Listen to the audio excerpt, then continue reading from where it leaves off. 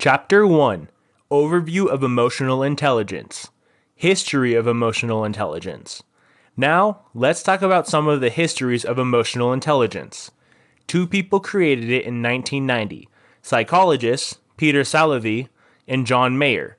It became popular in 1995 when Daniel Goleman created a book called Emotional Intelligence. The book went viral and is now one of the New York bestseller lists. It has sold over millions of copies.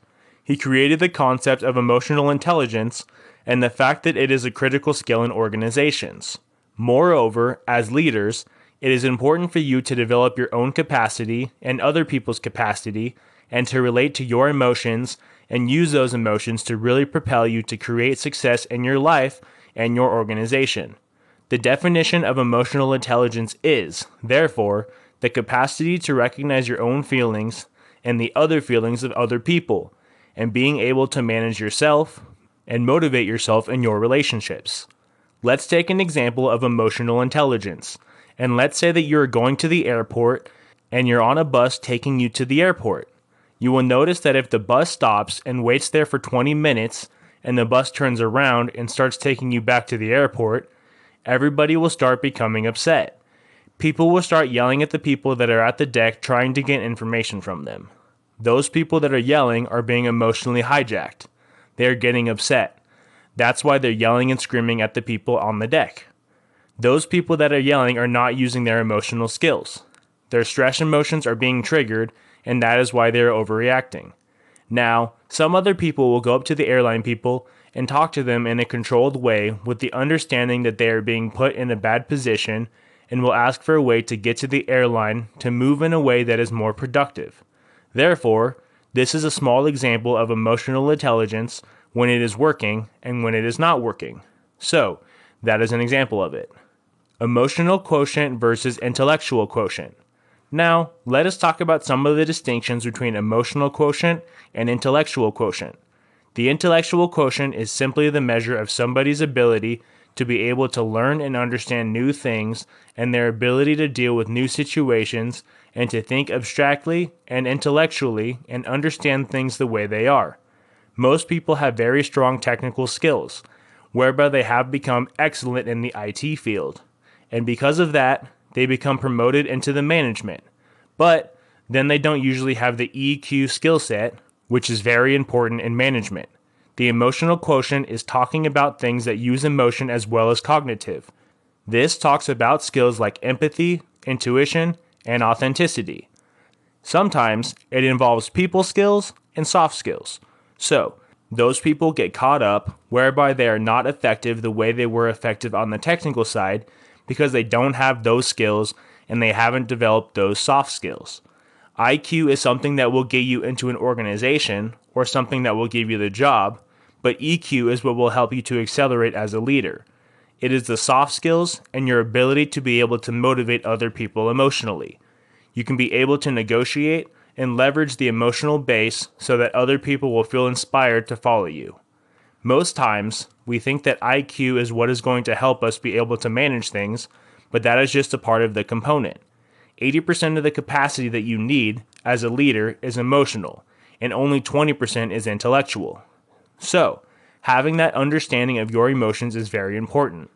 Most times, we are the trigger that we are not even sure. Sometimes, we know why, but we have not been able to stop it. So, emotional intelligence helps us to be able to manage a piece of us and be able to manage our emotions in this state.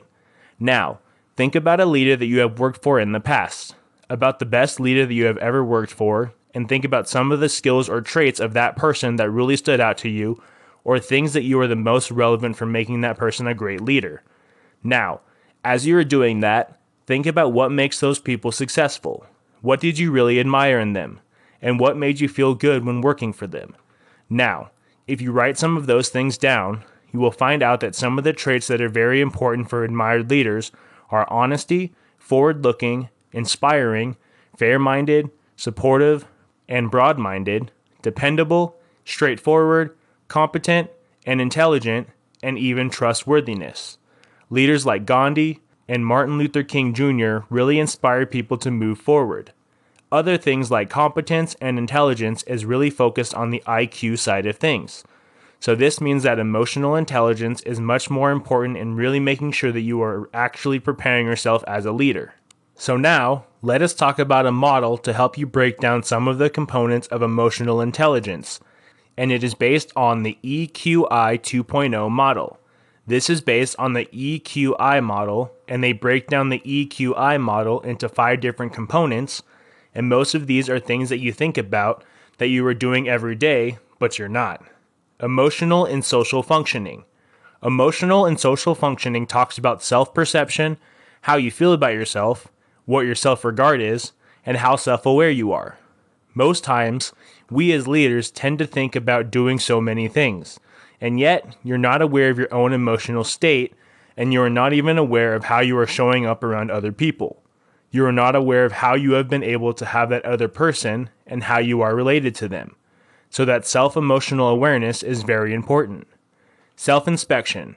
The next one is a self-inspection, and it talks about how you are looking at yourself and how you are expressing that emotional state with other people. It talks about the state of assertiveness and independence. Interpersonal skills. The next component is the interpersonal skills. This talks about how you interact with other people and if you have been in a give and take relationship or in a relationship whereby you are receiving as much as you are giving and being socially responsible. Decision making. The next one is decision making. It talks about how you are controlling your impulses and how you can solve a problem. If you're in a high emotional state, how well do you solve problems? How many times have you said to yourself that you should have said something different if you had just slept on that? So now, how do you make sure that you are always regulating your emotions so that when you talk about something, you are doing it in a less emotionally charged manner so that you can think about it logically? Stress management. The next one is stress management. This one has so many components attached to it. This one talks about how you can manage your stress levels against the stress that is affecting your emotional state, which then triggers responses that are not responsive. So it talks about how able you are to be able to manage your stress and what tools do you use to recognize that the stress is there so that you can be able to manage them. So let us go into a little bit more detail into some of this. However, the first one that we will talk about is all about perceiving and expressing yourself. The interpersonal one that we will talk about is talking about developing and maintaining social relationships. The decision making is talking about using emotional information in a very effective way so you can make a good decision. So the last one, which is stress management, talks about being able to cope with stress management. Now, the emotional intelligence can be divided into 5 distinct aspects. Now, the EQI has about 18 different dimensions, and it goes into areas that talk about what makes up an emotionally intelligent person and an emotional intelligence leader. There are so many models out there about emotional intelligence, but this one has different components to it than some other ones. So if you break down self-perception, you will see that it goes into details about how you feel about yourself. Self-regard talks about how confident you are and how you feel about yourself. The next one is self-actualization, which talks about how you can achieve the things that you put out there and about the things you want to get to. No matter how successful you are in terms of achieving the goals and dreams that you want to achieve in your life. Emotional self-awareness. The next one is emotional self-awareness, which talks about how well you know yourself. Now, in this category, there is something that we often call a blind spot. Now, the blind spot is where you think you know certain things about yourself, and all of a sudden, you notice that other people do not perceive it the way you think that they should. Now their perception is their reality, whether it is true or not.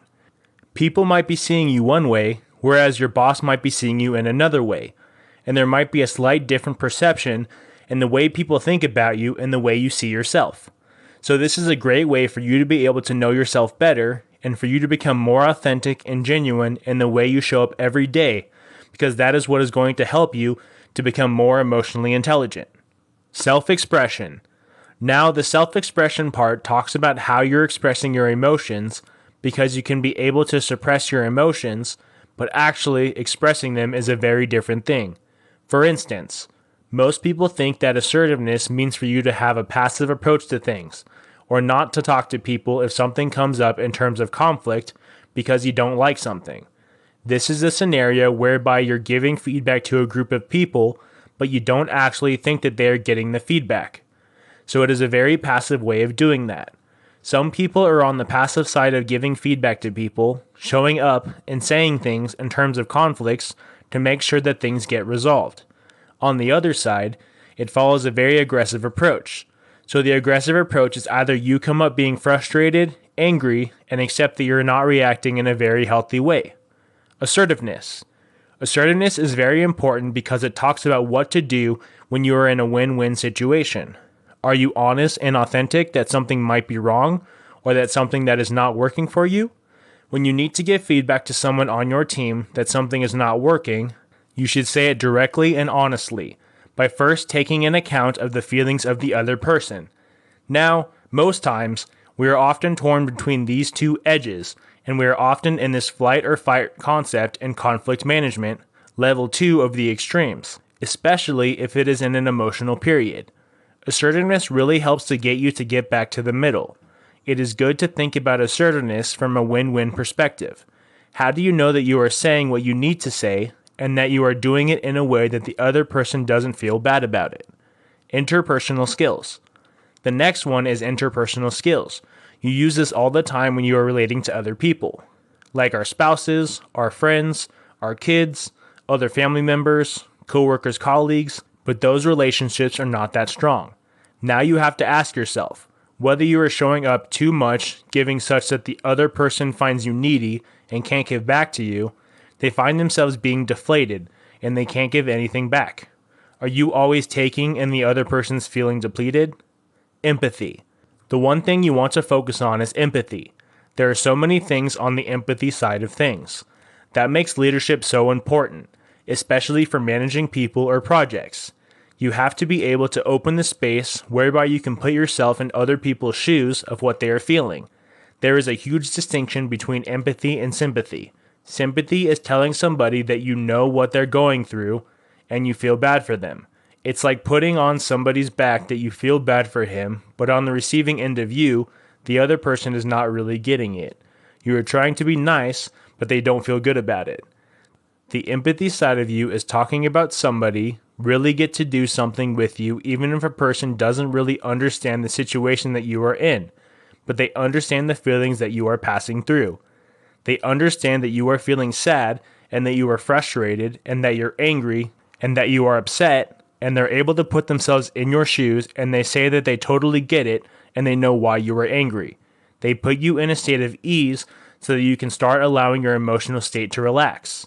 So empathy is very important, and it is really surrounded by listening. Listening. Listening talks about how you are paying attention to other people and showing up in the way that will show people that you are actually listening, especially in this day and age, where we are all multitasking. Most times, you're in a teleconference, and yet you're still trying to tidy up a task on your computer. You are still answering emails while you're trying to listen. Now think about how much are you really getting when you are listening to a conference and you are still doing something else. When you start listening and start asking questions, then that empathy will start coming out strong. Decision-making component. Now, let's talk about the decision-making component. The decision-making component is made up of 3 segments, and it talks about how to make sure that you are controlling your impulses so that you'll be able to make good decisions. Most times, when we are in a meeting, we get upset and then we shut down.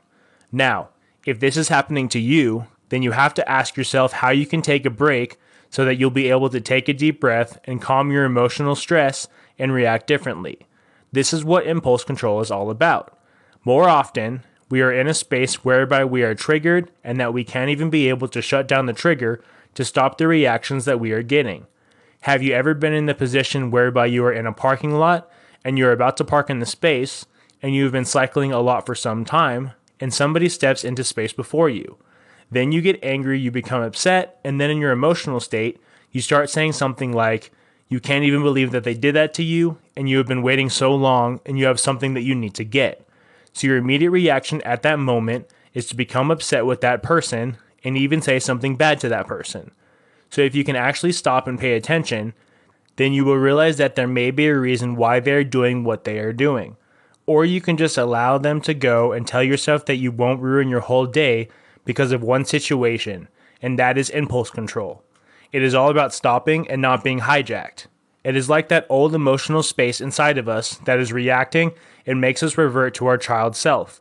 That lizard brain comes out so fast that you can't even control it. Stress management.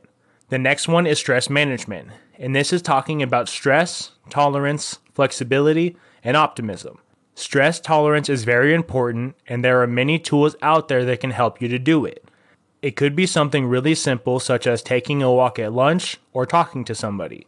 It is really talking about the point whereby you can manage the stress more effectively and having a social support system and having peers that you can talk to at work, so that when you come back and relate to other people or do your work in a way or make decisions, you'll be able to manage the stress better.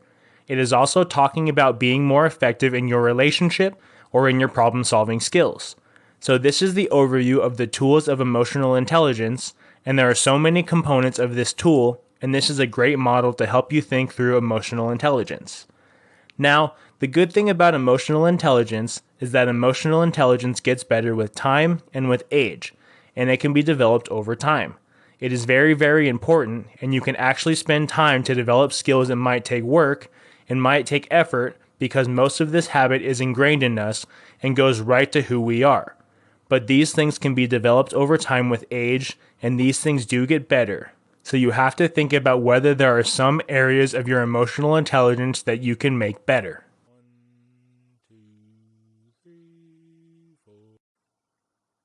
Chapter 2: Why you should develop emotional intelligence. So, how do you develop emotional intelligence? Because it is one thing knowing that it is so important, and then you might have some gaps in emotional intelligence. But how do you get into the phase where you can develop them? Now, emotional intelligence is all about getting to know how to make different choices and how to start putting behaviors in place that are going to be held in more help, open her more intelligent than you are doing in the past. So, first, you have to notice what your emotions are to stop. Most times during the day, we have autopilot, and we'll just go from meeting to meeting to meeting, and we are constantly on the go. You don't have any downtime.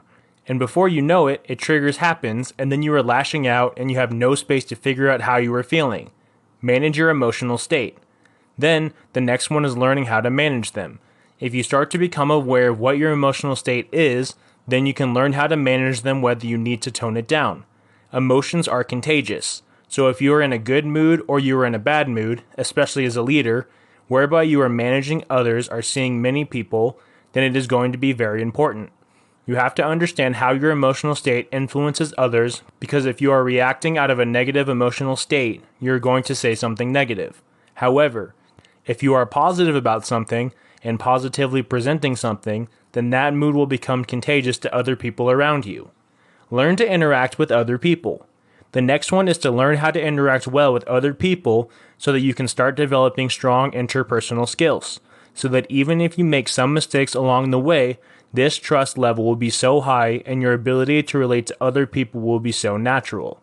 We are all human beings, and we are really going to have those moments, so that you'll be able to recover from those moments much quicker, and they will not become a huge block in your relationship with other people.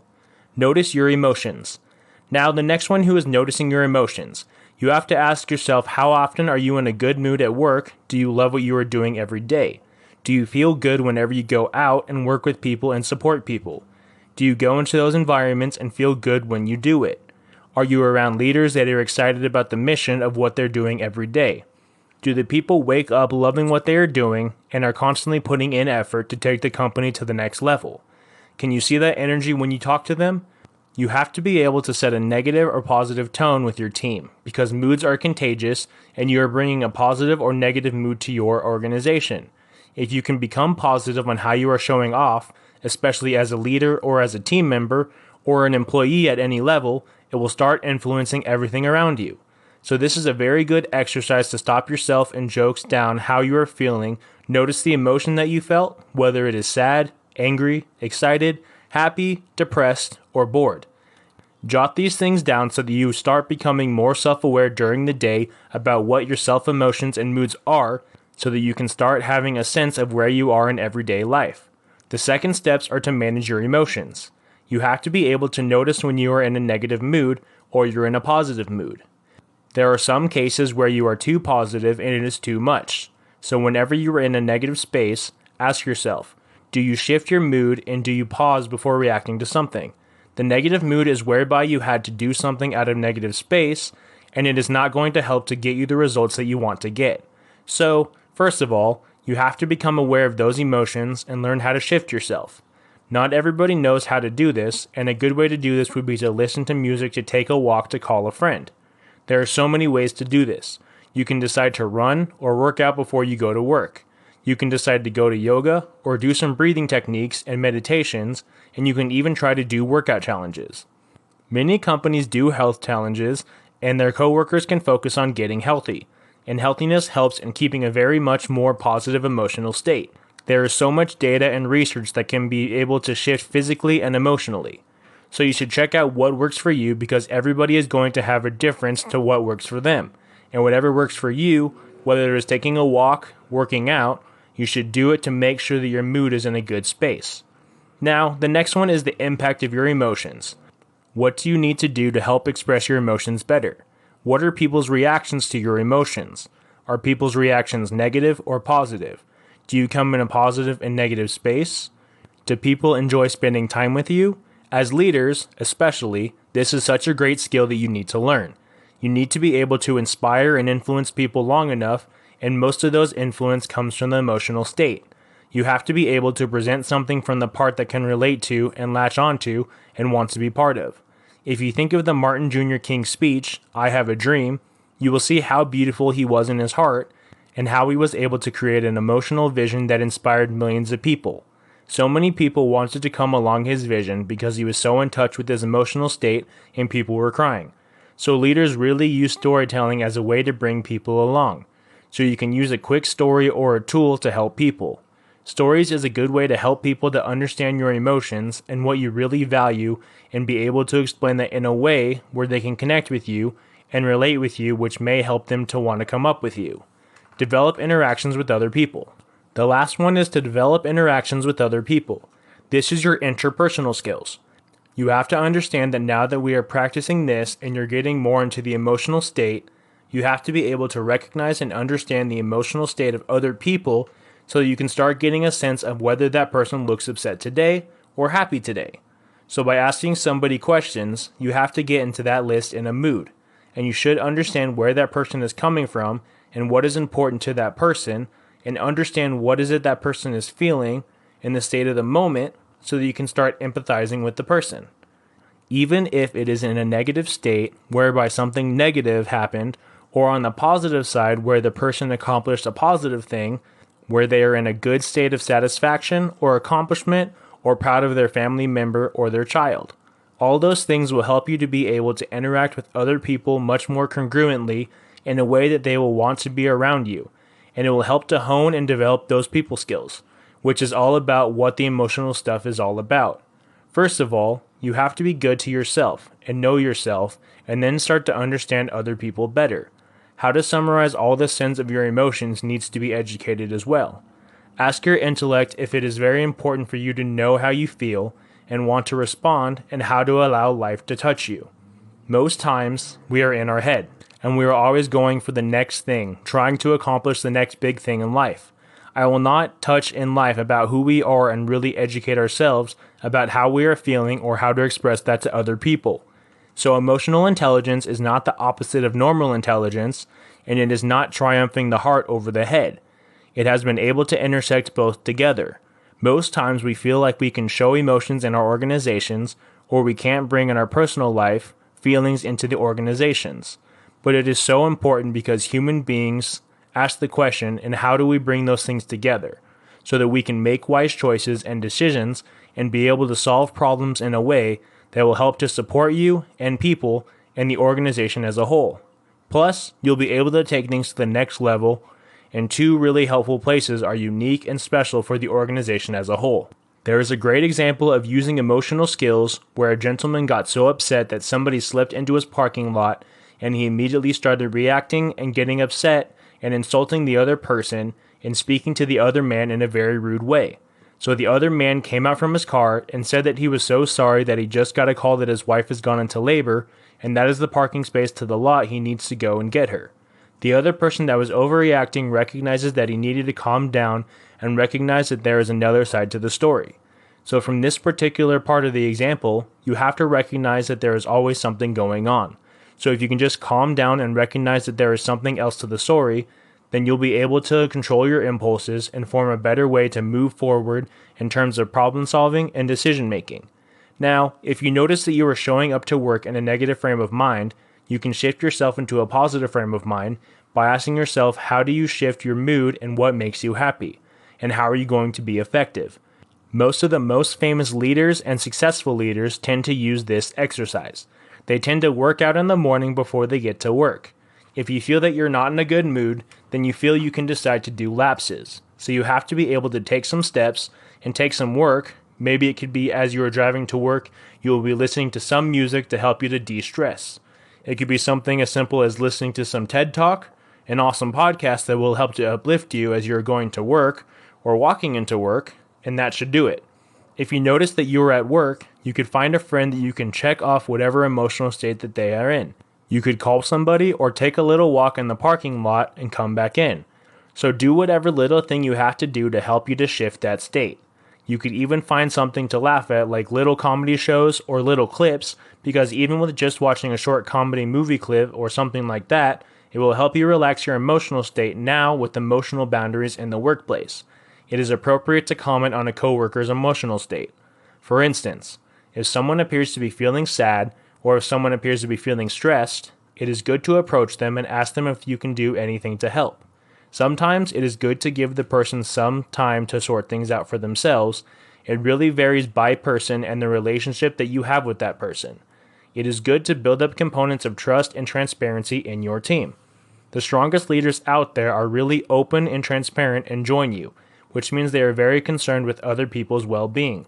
So the more honesty that you create as leaders or coworkers, the better it will be very good to just ask the person something, and the person has the choice whether to tell you or not, whether he is comfortable talking about it or not. But you then open the door to create a more open relationship and create an interpersonal relationship, and the dialogue will start happening much more. So this varies by the comfort level that you have with the person, but it is good to open up the dialogue because the small activity that you do as leaders, which are called the state of mind, is very good. So if you have to put yourself on a scale of +1, +2, +3 on your emotional state, with +3 is over the scale and excited, and +2 is that you are happy, and that +1 is that you are okay and pretty good, but you're not over the top, and 0 means that you are neutral, -1 and -2 means you are negative, and -3 means that you are totally upset and you're not even happy. -2 means that you're not that great. Why -1? So this will help you to start opening the dialogue about where you are today. Use this to create a note in your staff meeting, where you can pull up each day and ask somebody where you are on that scale. I need to give you permission to notice what your emotions are, and it will help you to have space to have a dialogue. So you can start giving people permission to notice what the emotions are. And it should be shared in the room because it helps to bring up that emotional state where your team members are. And it also allows you guys to have the space to have the dialogue that if somebody is not in a good space, you guys should be able to ask yourselves, how do you support the person or what is going on with the person? Now the person might say that he was involved in bad traffic and he does not have a good space. Moreover, if something more serious is going on, then that is when the team will grow. So this is a very good tool that you can use in the team so that space of asking will start becoming more natural and normal. Now there is a good way to shift out of the negative emotion with colleagues in your workplace because most times we want to be supportive and empathetic, but you don't want to be constantly in a negative space. After all, it will bring us down because if somebody is constantly negative and the person is venting to you, it will affect you. It is a good thing to vent, but once you don't move into something actionable, it will become a problem. So, how do you become a coach leader or a coach or a friend? You do that by telling somebody that I'm so sorry that you are experiencing that, and how can I help you to feel better? Also, what can I do to make you feel better about yourself? Can we go for a walk? Or can we go get some coffee? Do something that is going to help shift that because you also need to set some boundaries to keep your emotional state in place. It is very good for you to support people, but you shouldn't let them stay there because if somebody is constantly staying in that negative mode, it will allow them to take responsibility for their own emotional state. So you can teach them the +2 and -3 tool to help them. You can start using that vernacular to help the person tell you that he's not in a good state, and if you keep staying like that, it will impact his relationship. So you can help to increase somebody's awareness by doing that. Know how much a leader should allow their employees to see, and how much of the emotion should I put on the table, and how can a leader of an organization create an environment whereby it is safe and healthy to have emotions. Now, as a leader, share as much as you are comfortable sharing. It is not all black and white, and you can share things about your family or your hobbies. Ask yourself how comfortable you are and share that with your employees because they need to understand what is really going on in your life. This will open up a space of trust and authenticity, and it will help to bring your team closer so that they can know what is going on in your life and they will support you in that process. It will keep you in that leeway when life is happening and give you some support.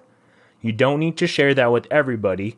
You should only share that with people that you are working with closely because it is important, and that is a really helpful way to create that transparency, because the more that you open up to other people, the more other people will be able to open up to you, and it will start building trust.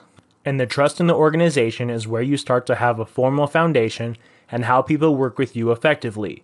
You will have that piece as a leader so that if a mistake happens or if you have a blowout in the relationship, the foundation will still remain very strong. You guys will still be able to come back to a safe place and recognize that maybe you guys said something that was not so well, and maybe you should keep working on it to do something different next time it occurs. So how the leaders and how the organizations create a space, it is not like you have to share your deepest, darkest secret as a leader, but being able to open up in some ways whereby it creates that space where other people feel safe to share what is going on in their lives. As a leader, you need to be able to model the behaviors that you want to see in your organization and have to be able to model that openness and not sharing to help give other people permission to bring that into the organization. Developing self-awareness. Developing your self-awareness is one of the critical points of developing your own emotional intelligence as a whole. And there are many ways that you can increase your self-awareness, and there are 8 basic steps that allow you to do so. The first one is that you must look at yourself objectively. To see yourself through the lens of another person is to be able to see your responses and reactions affect others. You must look introspectively and be able to understand the core emotions and the core force that is driving your feelings. The second one is for you to keep a journal. Whether it is a physical journal or a mental record of your self-observations, and part of that is for you to record your goals and make plans to act differently next time or approach a certain situation with a very different mindset. The next thing is for you to be able to perform daily self-reflection, practice meditation, and mindfulness. And then finally, you have to take tests to understand where you actually are failing based on the standards that you have set forth. To understand in an easily digestible format what your strengths and weaknesses are so that you can respond and plan them accordingly. Finally, try to ask close friends or your significant other or your boss or your family members or even your friends to provide you with input and help hold you accountable for everything that you say you're going to do as you're in this process of developing your self-awareness. And then regularly ask for feedback, which sometimes requires you to over-communicate. Personal competence. Personal competence is the first section of emotional intelligence. You must be able to stay aware of your emotions and be able to manage your tendencies and behavior. The 2 things that personal competence consists of are self-management and self-awareness. Self-management. Your self-management is your ability for you to be able to use that understanding and remain flexible, and direct your behavior in the different types of stimuli and use them in a very positive manner. Social competence. The next one is social competence. This is essentially your ability to understand other people's moods, behaviors, motive, and their external motives, which is driving them to act the way they are acting. Now, this is very important because it allows you to improve your relationship and balance your actions and reactions to others in social situations. Social awareness. Social awareness, which is the first piece, is your ability to accurately notice the emotions of other people or read them, and that allows you to understand what is really going on with them and be empathetic towards what they are experiencing. Relationship management. The second component of this is relationship management, and you can be able to use that awareness of your own emotions, feelings, and triggers and balance those with your recognition of other people's opinions, emotions, and motives in order to manage your interactions with them positively and healthily. The pyramid of emotional intelligence. Now, if you look at the pyramid view of emotional intelligence, you will see that the foundation of the pyramid is self-awareness, and the foundation of emotional intelligence is self-awareness. That is your ability to be able to recognize the way you feel, why you feel that way, what external or internal situations or stimuli are causing that, and being able to react accordingly. Now, without a solid base of self-awareness, the pyramid will not be a strong one and you won't be able to appropriately manage yourself, your emotions, or your responses and reactions in social situations. Now, without your ability to be able to understand your own emotions and triggers and your resulting responses, you will not be able to perceive those same things in others, meaning that your social awareness will be non-existent, and you will not be able to be empathetic within any social interactions with another person, and this goes back to the basic definitions of each component of emotional intelligence, and that self-management builds upon the self-awareness of oneself. Social awareness requires that foundational understanding of your own emotions and for you to be able to relate to others. Finally, relationship management, which is the peak of the pyramid, requires you to be able to balance all three foundational steps in which you can recognize your own emotions, you balance your own responses accordingly, and you're able to identify and empathize with the emotions and responses of other people to navigate social situations effectively.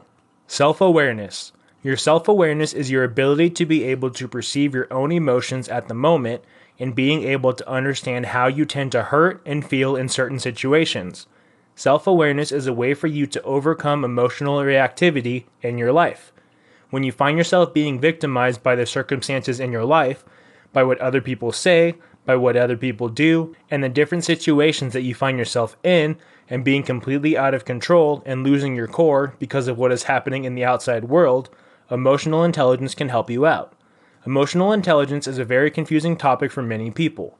Emotional intelligent individuals can accurately perceive their emotions by using sophisticated, integrated approaches to regulate those emotions to move towards important goals in their lives. The first skill of emotional intelligence is self-awareness, and that lies strictly in the way of being able to pass your emotions.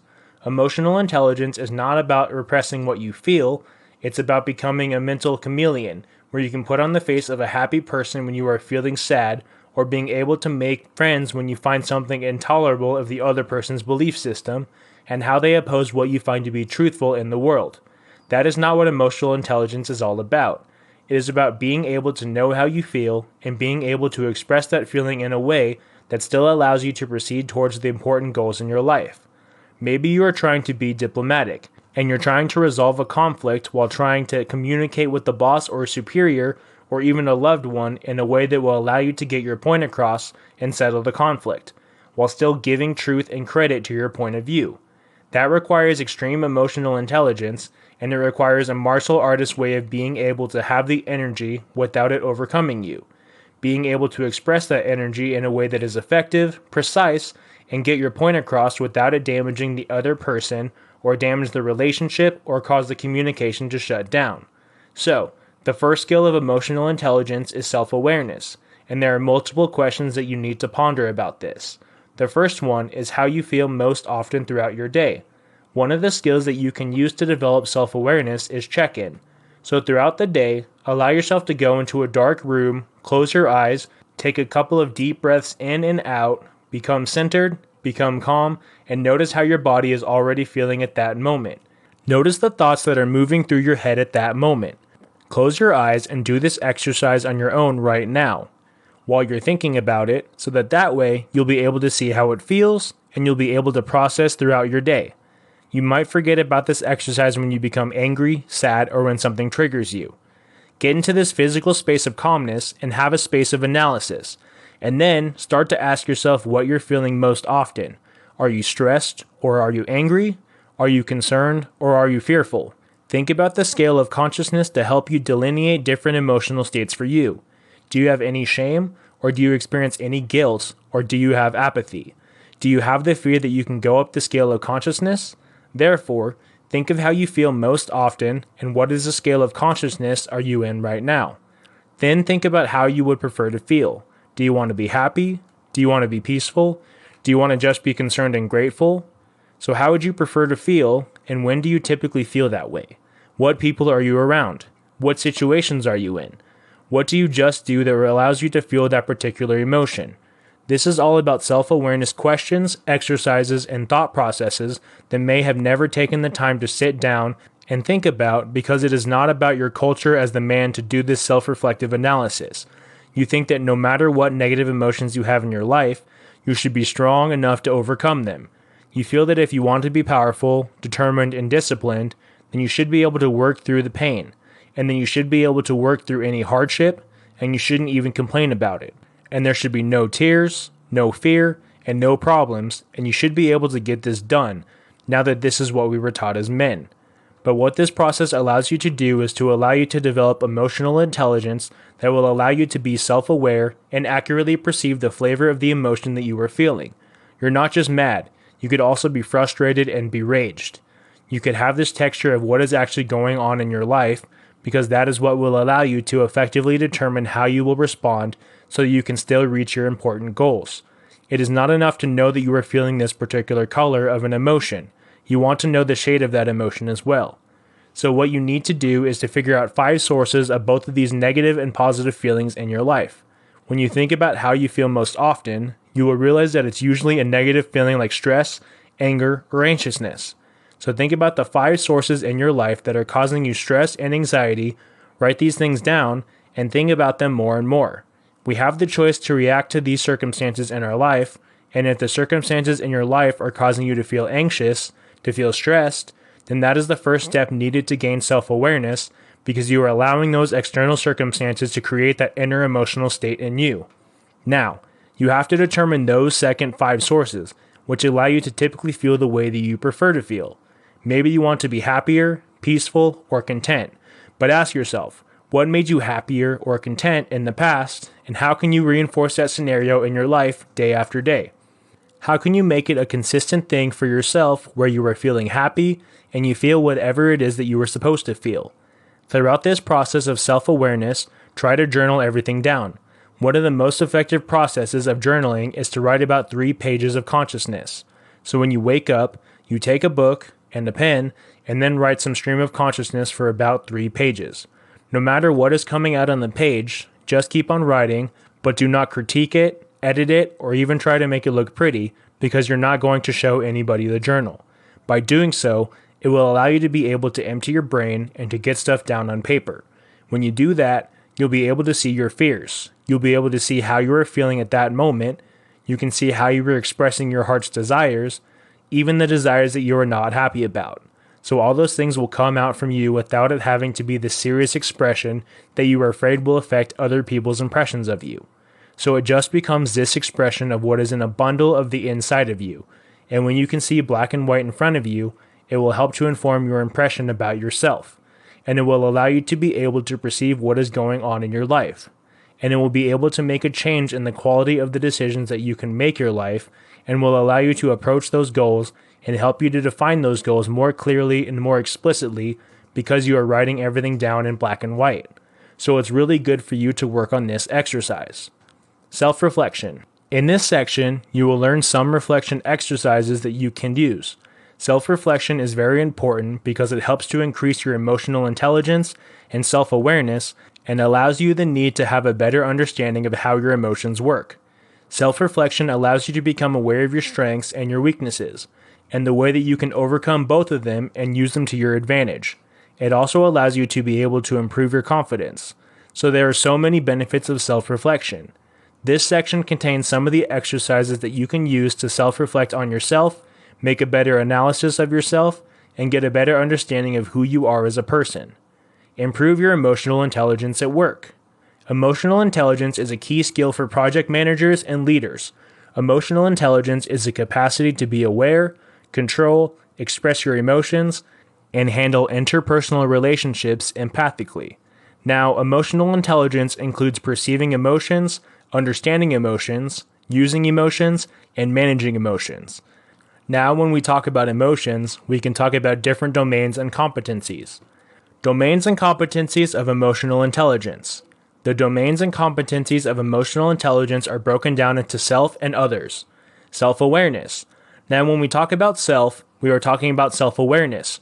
Having self-emotional awareness, which is about understanding your emotions when they come up, what triggers them, and how to leverage them, which falls into the self-awareness part. Self-management. Self-management is emotional self-control adaptability in certain situations, achievement-oriented, and positive outlook. When we talk about others, we are talking about social awareness and relationship management in relationship to the other person. Social awareness. Social awareness is all about having empathy, and this is about having organization awareness and knowing what is going on with your emotions and different people in the organization. Relationship management. Relationship management is about understanding how to influence, coach, and mentor other people, resolving conflicts, how to establish teamwork, and even how to inspire other people. Why does emotional intelligence matter? It's because research shows that emotional intelligence leads to increased leadership ability and helps to improve decision making. It also increases personal well-being and decrease work stress. It also helps to increase team performance and reduce staff turnovers. These are the strong benefits on why you should care about emotional intelligence at work.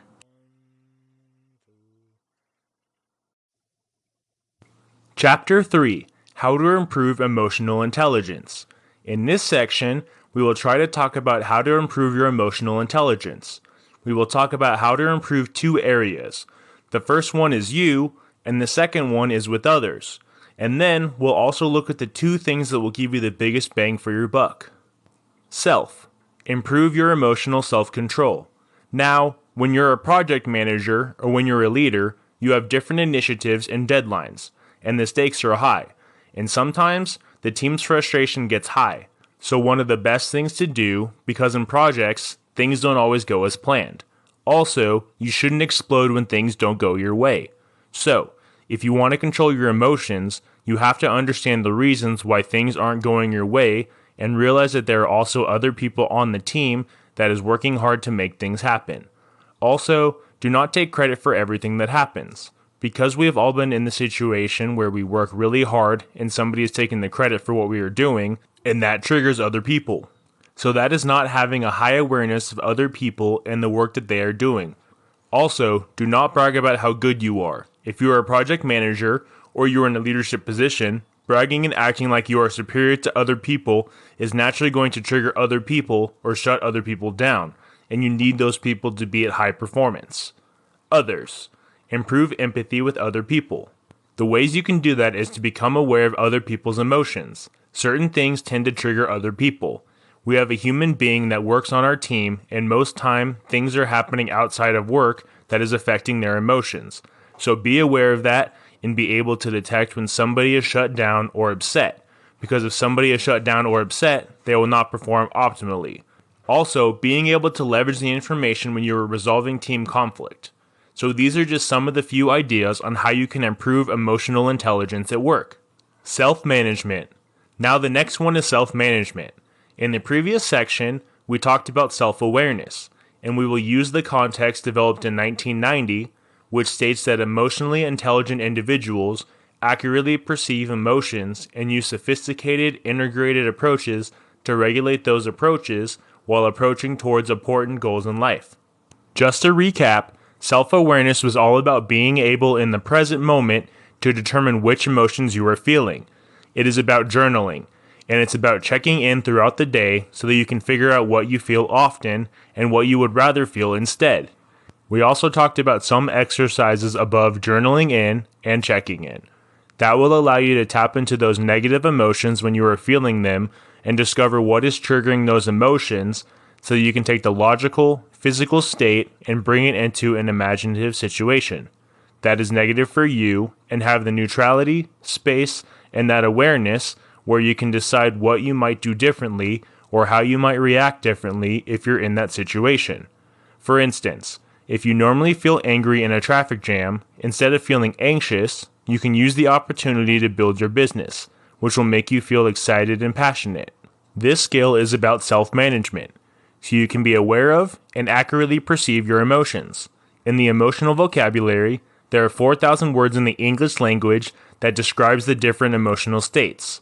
So if you can develop your emotional vocabulary in the present moment, when you're experiencing tension, stress, or anxiety, and not just the color of the emotion of just being mad or happy in the general categories. But to know that if you're mad, you might be frustrated, irritated, angry, or been in a rage. So you will realize that there are all these different ranges of emotions. The scale of consciousness is very useful to help you to get rid of some of the negativity as well. You can develop an emotional vocabulary so that when you actually perceive the way you feel, you can accurately have the specific word for that specific state of mind and emotions so that you will have sophisticated, integrated approaches to manage those reactions. Now, there's a very fundamental distinction between controlling a reaction and controlling an emotion.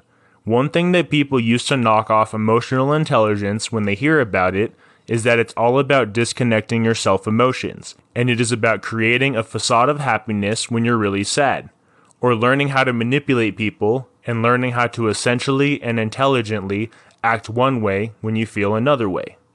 And while there is an element of being able to have some diplomacy when you're in a state of rage, or to have some political correctness when you want to punch somebody in the face, or when you're in a board meeting and there's a conflict of disagreement, or when you're in a negotiation and you want to achieve your result, but you don't want the communication to break down, and you don't want to cause this configuration whereby things escalate into a wall and you want to get the deal done.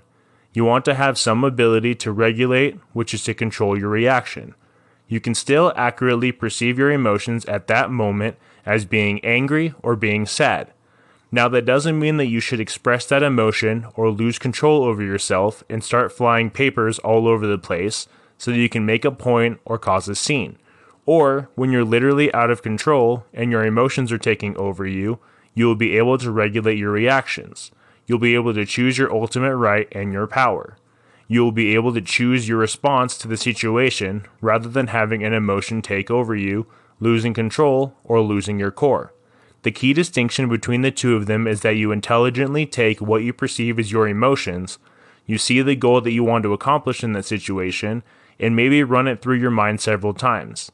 Now, because you have rehearsed and you have a journal, and you are back in that situation, that you have thought about it in a psychological, physical state, you can act much more intelligently because you have pre-planned and you have rehearsed various methods of how you're going to change your automatic emotional response pattern. Habits to build your self-management. So, here are some of the habits that you can take away from this section and use it to build on your skill set. One of the first habits is to break the state. So you are taking this physiological neutral state of mind where you're just sitting in a chair separate from the happenings of the day, and you can put yourself back into that scenario with different physiology. So breaking the state means that you can do that in the present moment where you are feeling angry, feeling upset, and you find yourself slipping into depression, and you find yourself making excuses. You will instantly be able to get yourself out of that, and you will tell yourself that you have recognized the thought pattern. You are breaking yourself out of it with humor while disengaging with it. So you come up with the better story in your head, and you're actively and consciously deciding to think a different way and act a different way and change your state of mind and even your state of consciousness. The second habit is to reframe. So you should take the same situation and the same perspective, but change your context and change your perception of what it actually means for you in your life. Similarly, you could have road rage, but instead of feeling it like it is the delaying force, where you are trying to get somewhere in a short amount of time, and it is making you later, or that you have to be angry, or you have to find some ways to have this emotion take over you. You can reframe that problem into an opportunity. For instance, if you're stuck in traffic and you have nowhere to go, you can start to shoot a video while you are in traffic. That is going to help build your business and help you create videos that will inspire and help other people. The third habit is disclosure. This is all about being honest, being vulnerable, and being open with somebody. When you can perceive your emotions and have a sophisticated emotional vocabulary for how you are feeling, you'll be much more capable of sitting down with someone as something is happening and discuss with that person what is actually going on. You will be able to tell them that you have this hot button issue, and instead of just trying to feel like you need to put on this face that nothing is affecting you. As a man, you have been told that you should never cry, and you should never have this emotional reaction except for anger. But all your other spectrum of emotions are not acceptable, and that you should push things down or suppress them rather than expressing them because you shouldn't even have those feelings in the first place. You have a lot of shame and confusion around feelings. So being able to develop a sophisticated emotional vocabulary and being able to disclose that vocabulary as you're going through it by saying, hey, I feel this way when you do this thing is a very powerful and profound way of communication. You shouldn't say, oh, you made me feel this way, or I can't believe you did this thing. You should just say, I feel this way when you did this certain thing, or I feel X when you do Y. So having that kind of language will allow it to be a dialogue and a conversation. It is not about you made me feel this way, because in emotional intelligence, you have the ability, freedom, and the power to choose how you react. So nothing is making you feel one way or the other. You are choosing to react that way, and you lose sight of it because it is so automatic to you. You just lose control when you get angry because this is how you taught yourself to respond to the environment, but in reality, your greatest human freedom is your ability to choose how we react. So we can control our reactions, but we cannot control our emotions. Because you're still going to get as angry as before in the road rage example, but now you have developed certain things that you can do through your journaling. Now you need to do these things throughout your day and every single day, so that you have this extra element of awareness, and you'll be able to manage not only your reactions to those emotions, but how you communicate with the person in front of you, so that you can have a healthy and sustainable relationship, and you'll be able to achieve the important goals in your life, and be able to really start to see some progress in your life going forward. Social awareness. In this section, we are going to talk about the third of the 4 skills involved with emotional intelligence. As we have been talking about in the self-awareness and self-management section, self-awareness has been able to perceive all the emotions that are going on inside you and be able to use the sophisticated approach of managing those emotions inside of yourself, so that you'll be able to achieve your own goals when it comes to looking at yourself in a vacuum. But that is not how real life works. The element of other people or of society allows you to tap into what you have learned through your emotional vocabulary, through self-awareness, and self-management. Tune into other people and turn your attention to other people, and know how your coworkers interact with you to see how your significant other and your family is feeling and your friends and family are feeling with you, and how you can interact more effectively with them, so that combining through a collaborative effort, you will be able to achieve greater things, and you will become more sensitive to the people around you, so that you are not just acting the same way, but you'll be able to respond to the way they're feeling and moderate and calibrate their behavior based on the person that is in front of you, and that is a great skill to have. So if you look at the framework and you see that it's divided into the top and bottom layer, which is self and other, and it is split into the left and the right, which is awareness on the left and management on the right. This is a very helpful framework because it allows you to see how these 4 skills fit together. When you're looking at self-awareness and self-management, you're really talking about the foundation of emotional intelligence. When you look at the awareness of other people and being able to manage those relationships, it becomes clear that the more in tune that you can be with yourself, the better suited that you will be when it comes to dealing with other people. Negotiation and conflict resolution.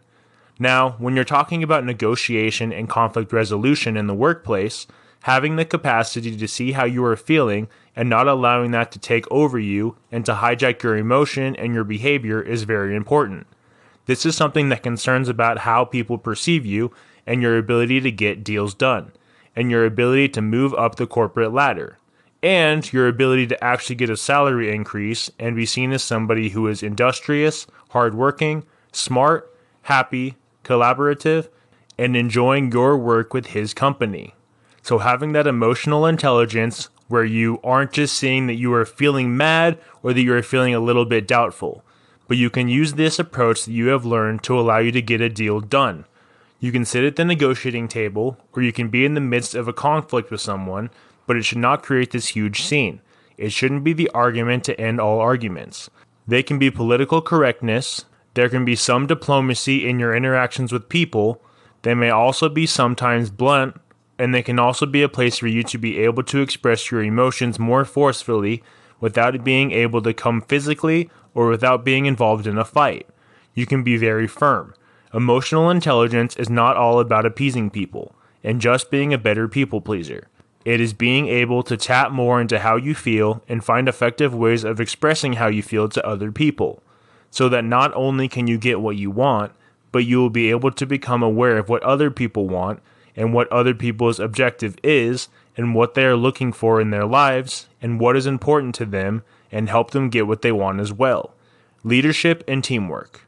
According to research, if you take two people who have equal IQs and give them the same test, and one of them has higher emotional intelligence than the other people, then the person with the higher emotional intelligence is going to do better on that cognitive test every single time. This suggests that emotional intelligence plays a huge role in our cognitive ability, which isn't measured directly by intellectual intelligence. Also, they did research where they surveyed the top national companies throughout America, and they found that out of the 7 qualities listed for about what they look for in job applicants, the top 6 of them were correlated with emotional intelligence. Things like collaboration skills, things like leadership abilities, things like stress management techniques, and being able to maintain a positive outlook despite challenges.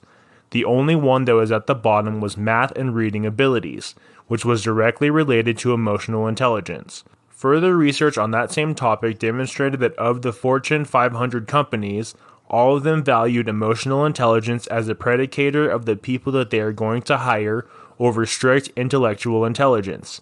They would rather have somebody who has leadership experience as the captain of a sporting team over somebody who just got a 4.0 GPA in college but didn't have any extracurricular activities on their resume. Now, another research discovered that if you break that into 3 different categories of IQ, technical expertise, and emotional intelligence is twice as powerful as IQ and technical expertise combined when it comes to predicting job satisfaction and job success.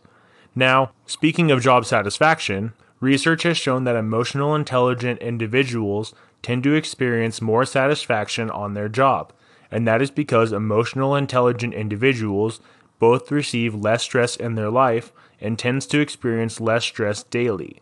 When they experience stress, they have approaches that they use to approach stress and still get things done. They can still be productive rather than procrastinating. They can still be able to maintain their industrialist without having it causing fear and anxiety. Also, when it comes to anger, they have been able to study participants in anger management classes, and they found that people with higher emotional intelligence can take the lesson that they learn in anger management and apply them directly in amazing ways that people with lower emotional intelligence will not be able to. It is almost like they can't solve that puzzle. Most of these people that have high emotional intelligence can easily turn aggressiveness into assertiveness, they can turn bossiness into strong-willedness, they can turn decisiveness into ability. So they have this ability to take what used to be an unruly emotion negative, what makes them lose control, and turn it into something productive and something positive, not just for them, but for their team as a whole. When it comes to teamwork and leadership, people with high emotional intelligence tend to be better leaders, because if you can express positive emotions and optimism, you're much more likely to create a vision that is inspiring and motivating. And if you can understand and have a social awareness of how all the people in your different organizations fit together, then you will become much more effective at developing and creating interpersonal skills and developing interpersonal trust in a collaborative environment, where the people want to work together and they all feel valued, and even though they are working independently, they can still work constructively together towards a particular goal. People who have high emotional intelligence typically tend to value other people as they are without demanding that those people improve or without demanding that those people change. Just like the way they can value these emotions that they feel in that moment with demanding that those emotions change, but being able to use those emotions the way that they are in a productive and industrious way. Now, this doesn't just apply to career and finances. A strong correlation exists between emotional intelligence and relationship satisfaction. What this means is that the more emotional intelligence you have, the more you are satisfied with the important relationships in your life. Empathy. The core of social awareness is empathy. When you start to tap into and develop your emotional vocabulary, you will be able to know that when your posture is like this, then this is the way you feel. When you see other people adopting that same posture or having their facial expression in that same way, not only can we see that is happening, your brain will have mirror neurons, which allows you to experience empathetic feelings, and that actually causes you to tap into how that person's brain is functioning at that moment. You are mirroring them in a way, with their thoughts, posture, and body language. And because you've been able to tune into your own sense that when you hunch over, you're feeling a little bit sad or depressed, and when you see the other person hunching over, you know that the other people are a little bit sad and depressed, and you can support them. It also provides you with a great opportunity to be of service to other people. You don't just have to act the same way all the time. You can really start to become more sensitive and calibrate the way you communicate with people based on how you perceive and how aware you are of what those people are feeling in that moment. This is the power behind great negotiation and great conflict resolution. You really can be both anchored in yourself and be firm and be committed to acting and communicate with integrity. But also, it is about being able to open yourself up to be an active listener and an active participant in the process, where you don't have to disregard or disconnect with yourself, and you also don't have to downplay and dehumanize the importance of what the other person is trying to bring to the table. So instead of trying to play a zero-sum game where you lose and the other person wins, you can start to think of a win-win situation. You can be collaborative, and the more that you can give to another person, the more you'll be able to receive yourself. And the more that you can be of service, and the more that you can forget yourself and focus on other people and their success and their trials on their victories, the happier you'll become in your own life.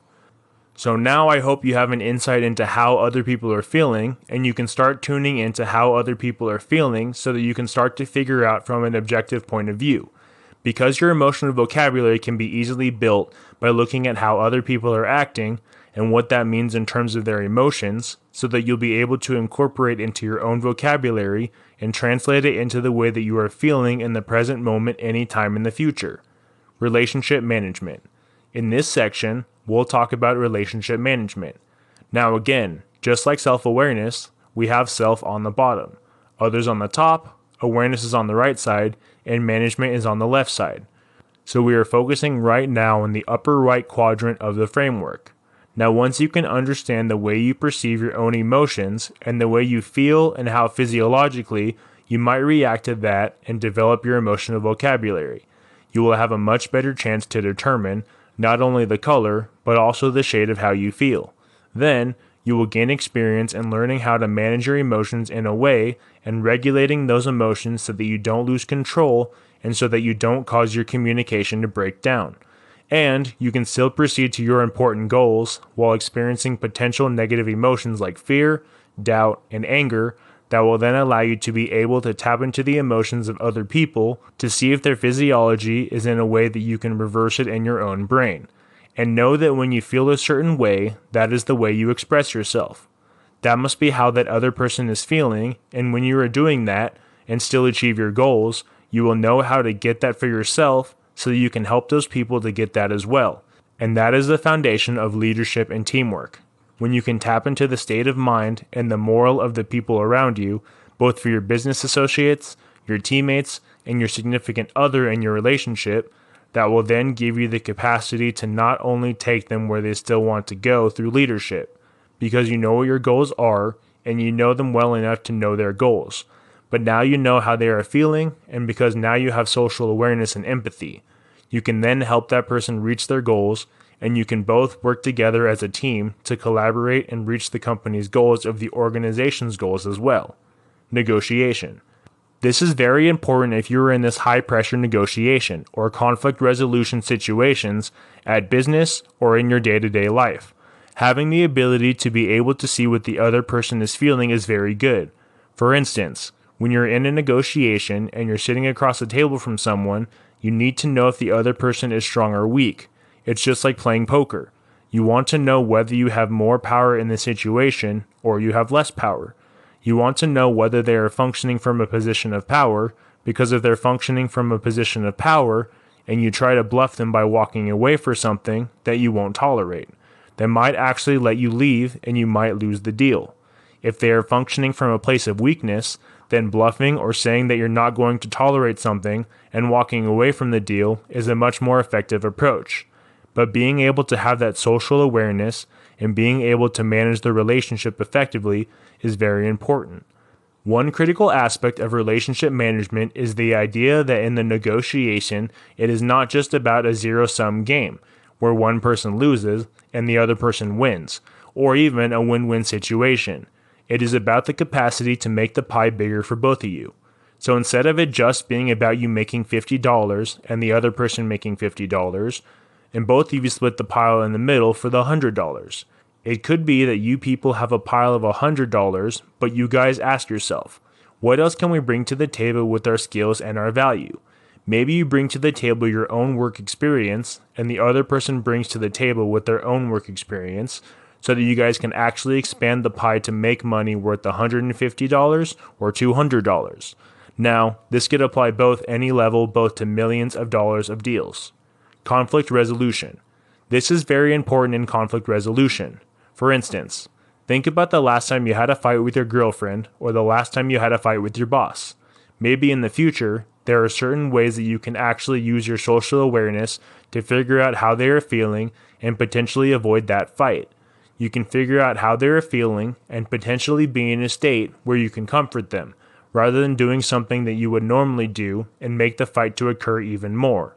So when you can tune into other people and manage the relationship because you know what the other person's goal is, and you can also start to correlate that with their own particular set of goals, they will allow you to be much more effective as an individual, especially if you are interrelated and interdependent on other people. Be vulnerable. The key to the fourth skill of relationship management is for you to be vulnerable. It is not all about being able to decide for the other person and being able to act upon that. It is about allowing the other person to decide for you through being honest. This goes back to being aware of yourself and being able to express that emotion openly with someone else. It is about allowing yourself the permission to be open and be honest with another person so that you can really allow yourself to gain that awareness and so that you can, therefore, express it to other people in a much clearer manner. And in a way, that will allow them to respond effectively as well. Journaling. Another key component to the skill of emotional intelligence is journaling, and all the emotional intelligence skills get improved when you journal, because this will not just give you the time to reflect and to study how you typically respond to things, and how you would like to respond to things more effectively and more in line with your goals in the future. But when it comes to relationship management, it helps you to be able to take notes of what your girlfriend likes when her birthday is coming up, and so that way you can always be ready with the card to give to her, and you can learn about the dates that are important to her and be one step ahead of the game. So you'll be able to schedule your anniversary and her birthday, and you'll be able to journal other things about how your relationship is progressing. You'll be able to figure out ways that she's acting using the social awareness that will allow you to navigate the waters much more smoothly. It doesn't always have to feel like you're getting blindsided by a fight or you're just lucky on some certain days because she's happy. But you might start to develop some sense of control, some sense of regulation, and some sense of consistency in terms of your ability to be able to navigate that relationship and navigate those waters. Exercises for mindfulness. Now, let us talk some exercises to improve your mindfulness that can improve your mental and physical health. So, what is mindfulness and what does it do? At its most basic definition, mindfulness means for you to be aware of what is happening in the present moment concerning emotional intelligence. It also means that you have to be aware of the emotions that you are feeling, not the reactive as emotions that are exploding out of you, but what is actually driving how you feel, as well as being able to balance that awareness with how you're feeling in an instant. The only way for you to be able to understand your emotions is to spend time to think through them and figure out where they're coming from and why they are there. And that is a central thing to mindfulness. Mindfulness means that you have to take some time to be introspective and self-reflective and allow yourself to understand your emotions, your thoughts, and to consider your recent and future actions and responses that are coming from the way you feel and the emotions that you're experiencing. And doing so requires having some time for quietness and contemplation. How to implement mindfulness. There are many ways to be able to implement mindfulness into your life. It could be through physical activity like yoga, meditation, devotional time, and also incorporating introspection and delays thinking into your daily and quick decision-making process, in which you will be able to reflect on your current state and react mindfully. Now, how is mindfulness essential, and how can it help you? To be able to develop your emotional intelligence, and it is crucial to think about mindfulness practice as a foundational skill, and to be able to carry mindfulness and carry self-awareness into every aspect of your life. According to Daniel Goleman, without emotional intelligence, mindfulness will not work. Mindfulness practice starts when you're able to focus on your breaths, notice when your mind wanders, and then bring it back to your inspirations. It is a better time for you to be able to concentrate on your thoughts and your bodily feelings and your breath, and even when exercising. Most people tend to focus only on the present moment, especially when they are making love, exercising, when they're talking with someone, and when they are playing. So the second most relevant experience of concentrated focus is during exercise, when you are expanding energy, and when you're consciously moving your body, and when you are pushing yourself to increase your heart rate, or hit the finish line, or to lift a heavier weight. Being focused and listening to your body in that moment, you should be able to address the stressors in your life. And through exercise, you will be able to address that the weight is hefty, and it's stressing your muscles, and your muscles are trembling. Now that experience of being able to recognize the way your muscles feel during the exercise is very relevant when looking at emotional stressors. Now, a stressful situation in your workplace where your boss reacts with hostility, anger, and projecting stress on you to complete a project by a deadline makes you internally have that hot feeling and tightness in your chest. At that moment, you have to be able to recognize the way that your emotions make you feel, both in the physical and mental way. This can easily be conveyed through exercise, and as such, you will be able to identify the positive and negative stimuli with regards to emotional intelligence and self-awareness, and balance your emotions and responses to each. And, through physical activity, you will be able to adjust how hard you push yourself or the weights that you will use next time to exercise. You might even be able to also identify that something is bothering you in your shoulder and you need to modify your exercise. So that responsiveness to the way you feel in the moment of that exercise or any physical activity is the foundational technique for applying mindfulness into your own self-awareness. And by doing so, you will be able to learn helpful strategies to carry into every aspect of your life. Because that repetitive nature of exercising and the strain that you are experiencing when exercising will provide a perfect training ground for the art of mindfulness. Incorporate mindfulness in your exercise routine. So, how do you incorporate mindfulness into your exercise routine? First, you have to create an exercise routine and create an experience to be able to apply the strategies to it. Once you are there, you must be able to create an environment that will allow you to be introspective and considerate of your mental and physical state. Now, one thing that is very important to understand is that this will look different for many people. For you, this may mean taking out the earbud or putting down the book when you are sitting on the stationary bike or turning off the TV when you are running on the treadmill. Even these things are what makes exercise doable, and they are your favorite accessories while exercising.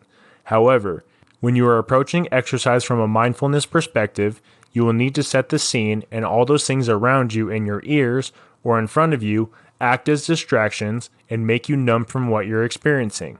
Now, some people tend to do some of the greatest thinking when they're listening to music or digesting some sort of content.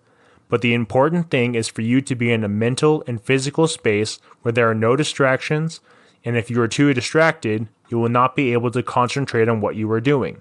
If you are so distracted by the things that are around you, then you will be able to fully understand and appreciate the way that you feel and the way that you're reacting, because it is very easy to blow up at somebody without thinking through that experience.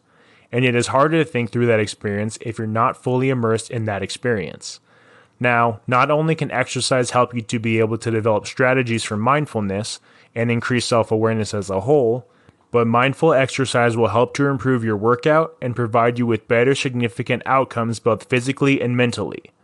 Benefits of practicing mindfulness techniques. The benefits of practicing mindfulness techniques and increasing your awareness and being mindful during exercising will help you to be able to get more out of that workout. Exercise generally involves a heightened sense of sensory stimuli, and really noticing your breath and feeling the sensations of your body and being present. However, Most of us are so distracted, we tend to rush, or we are not in a state of enjoyment that we numb ourselves to this experience. That is a very important tip about mindful physical activity. This isn't just about doing any exercise. You have to be able to pick an activity that you enjoy, because if you are in a state of dread, or you are truly uncomfortable, whether it is physically or mentally, when doing this exercise throughout the entire thing, then you are going to be in a counterproductive state of mind to achieve mindfulness and positive introspection. But if you are in a place of enjoyment and you're pushing yourself, then you'll be able to release endorphins, and that will help to stimulate positive introspective and deep thoughts, and that is why it's called the happy hormone. So this is what makes exercise one of the most optimal times for self-reflection, because you are in a state of mental clarity, enhancing confidence and euphoria, and in that state, you will be able to understand the capacity of your body by being mindful. And those elements carries an understanding of your own mental and intellectual and professional capacity. And most times, once this balance is achieved, whatever you're doing, whether it is a push-up or running a mile or interacting with a difficult person at work, becomes more enjoyable and feels easy to do. Mindful exercises involves being able to feel the movement of your body. You have to think about how your arms, your legs, and your muscles, and even your lungs feel while you are performing an exercise. A mindful exercise requires you to be able to be aware of your form and be sensitive and aware of your speed and understand that you need to go a little bit slower or increase your speed. And you have to be able to realize the demand for the exercise at hand and how your lungs, your skin, your muscles, and your mind feels in that moment. So being in that state of observation, introspection, and appreciation for the ability to move will create enjoyment. It will even create more in-depth thinking about how you can apply the very self-aware feeling that you're experiencing in the exercise and out in social situations, work situations, professional situations, and situations with your spouse, your good friend, or your children. So listening to your body and pushing yourself to do more things and to test your limits both mentally and physically, because exercises are mostly mental, will allow you to experience the bodily feeling and the feeling of accomplishment, which is so important in creating confidence. And confidence is a huge part of self-awareness and self-management as a whole. Another important aspect of this is for you to stay dedicated to the routine. Even though this is hard to do because you have work, school, children, pets, and families, and even better things to be doing rather than exercising, you still need to exercise. Also, on the other hand, you need to rest. If your body is telling you that it needs to lie down on the couch and recover, then do so. You need to listen to your body, and that requires a very high degree of self-awareness. And the best way to accomplish mindful exercise and to implement it into your life is to find a schedule that works and stick to it even though it is not easy or always convenient to do. You still need to do it. It takes about 21 days to create a habit. So it's going to take about 21 days for you to be able to get into the routine and stick to it for a mindful exercise practice. It also takes that same 21 days to be able to eliminate any limiting behaviors and negative behaviors that you have been experiencing in the past. As it takes 21 days to clear the mindfulness practice with regards to exercise, it's also going to take that same 21 days to be able to implement mindfulness across all aspects of your life. When you are doing mindful exercise, you are not focusing on the negative things in your body. You're not only thinking about the weight or the strength benefit of exercise, and you're not only doing it because of the physical gains that it can provide. You need to have goals in mindfulness outside of the physical goals. It is important to have physical goals, but you also want to approach this exercise by thinking that not only are you going to do 100 reps, but you're going to focus on the way that your chest and your biceps feel. And beyond that, you're going to think about the way that it is making you feel and the confidence that it gives you to be able to lift something off of you and then carry that confidence into your daily life. So, in conclusion, try something new or try to add mindfulness to what you are currently doing in an exercise routine. Practicing mindfulness in your daily life is a good way to be able to develop your self-awareness and your emotional intelligence. In addition, exercise and physical activity does not only provide you with the foundational skills, but it also needs to be able to think about yourself introspectively. But it helps you to feel better, and it will give you better clarity of mind because of the endorphins that have been released and the confidence that you develop from being able to lift something heavier. So, going outside and experiencing nature, hiking, and walking will be good for you. In addition to exercise, you could try going to yoga class. Many yoga classes offer super inexpensive classes, or you could also try following a yoga video. You could also start working a few days a week, get outside of your neighborhood or around the office, and set a schedule, and then do it for 2 to 3 days a week. And once you start to implement these things and experience these mindfulness revelations, you will want to do it more often. If you already enjoy exercising, then try a half marathon program. Exercise and physical activity offer a routine way to implement mindfulness. Moreover, it is not just good for your body, but it's also good for your mind. Ultimately, try to listen to your body every step of the way, and by practicing mindfulness and exercise, you will learn how to be introspective and be able to listen to what your body and mind are telling you through all aspects of your life.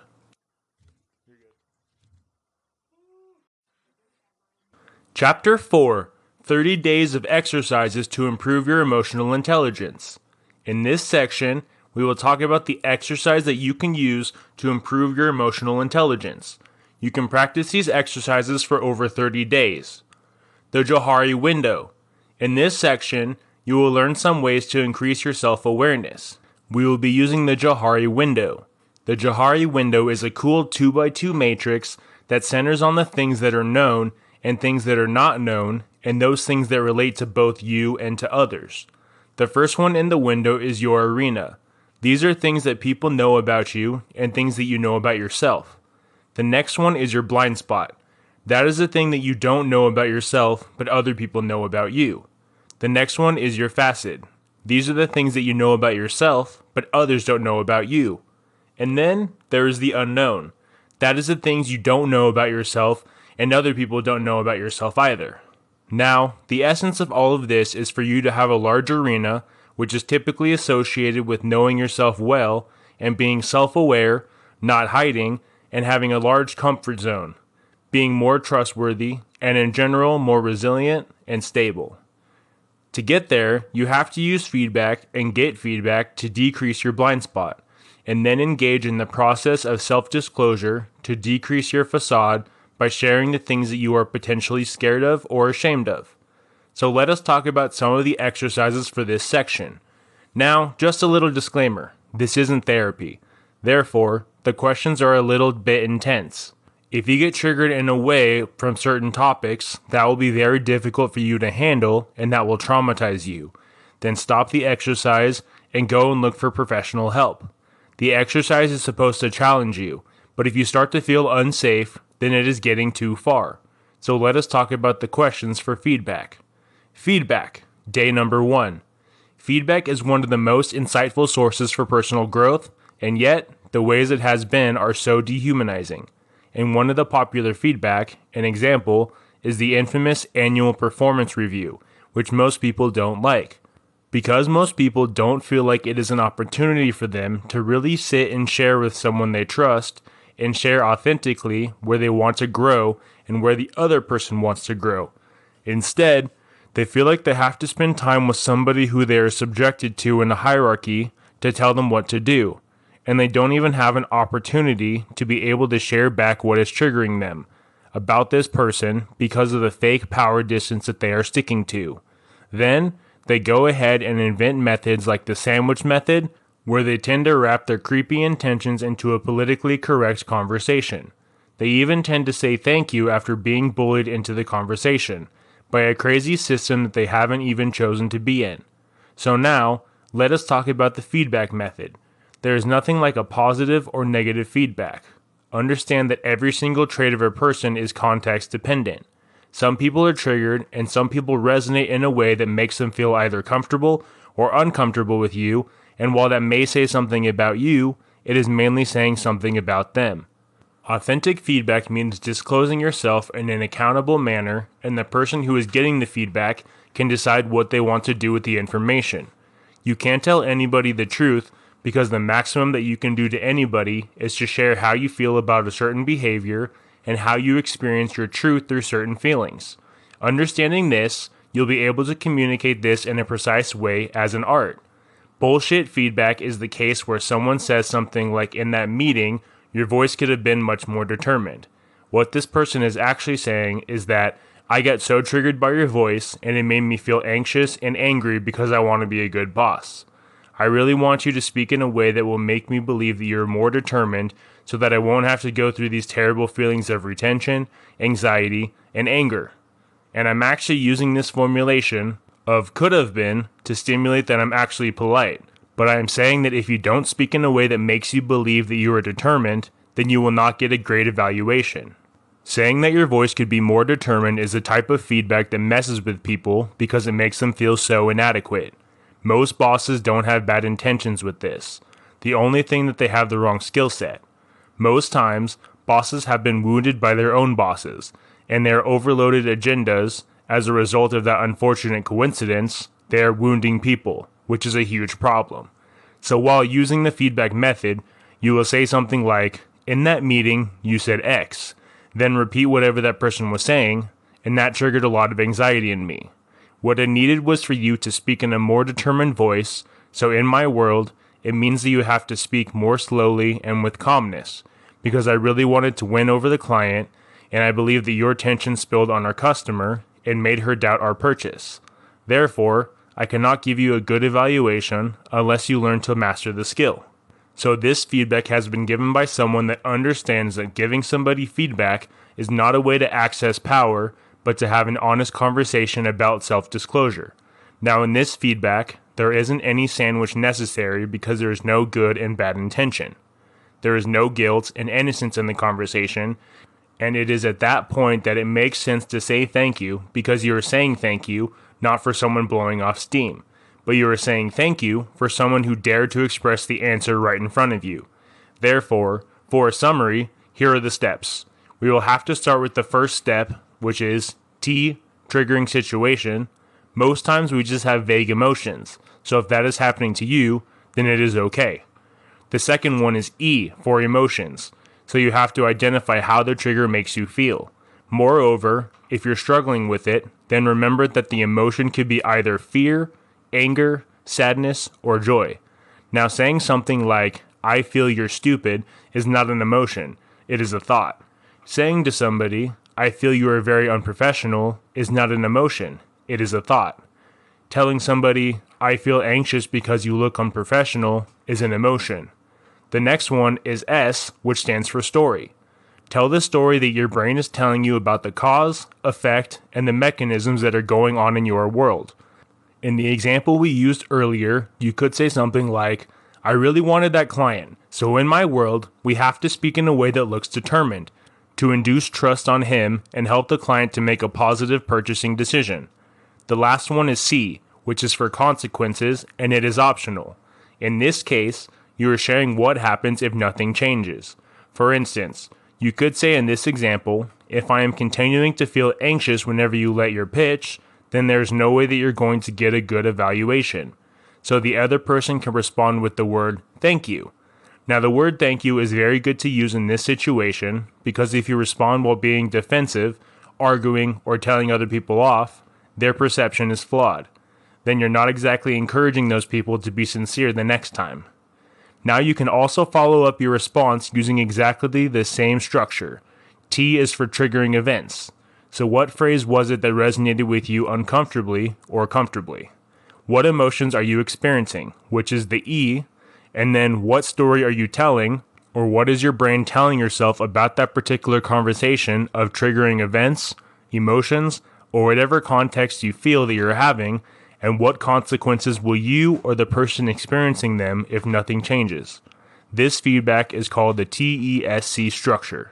Self-disclosure, day number 2. Now let us talk about self-disclosure. You use the word of self-disclosure as a word in such a way that feedback partners are disclosing themselves to you in a way that gives you feedback.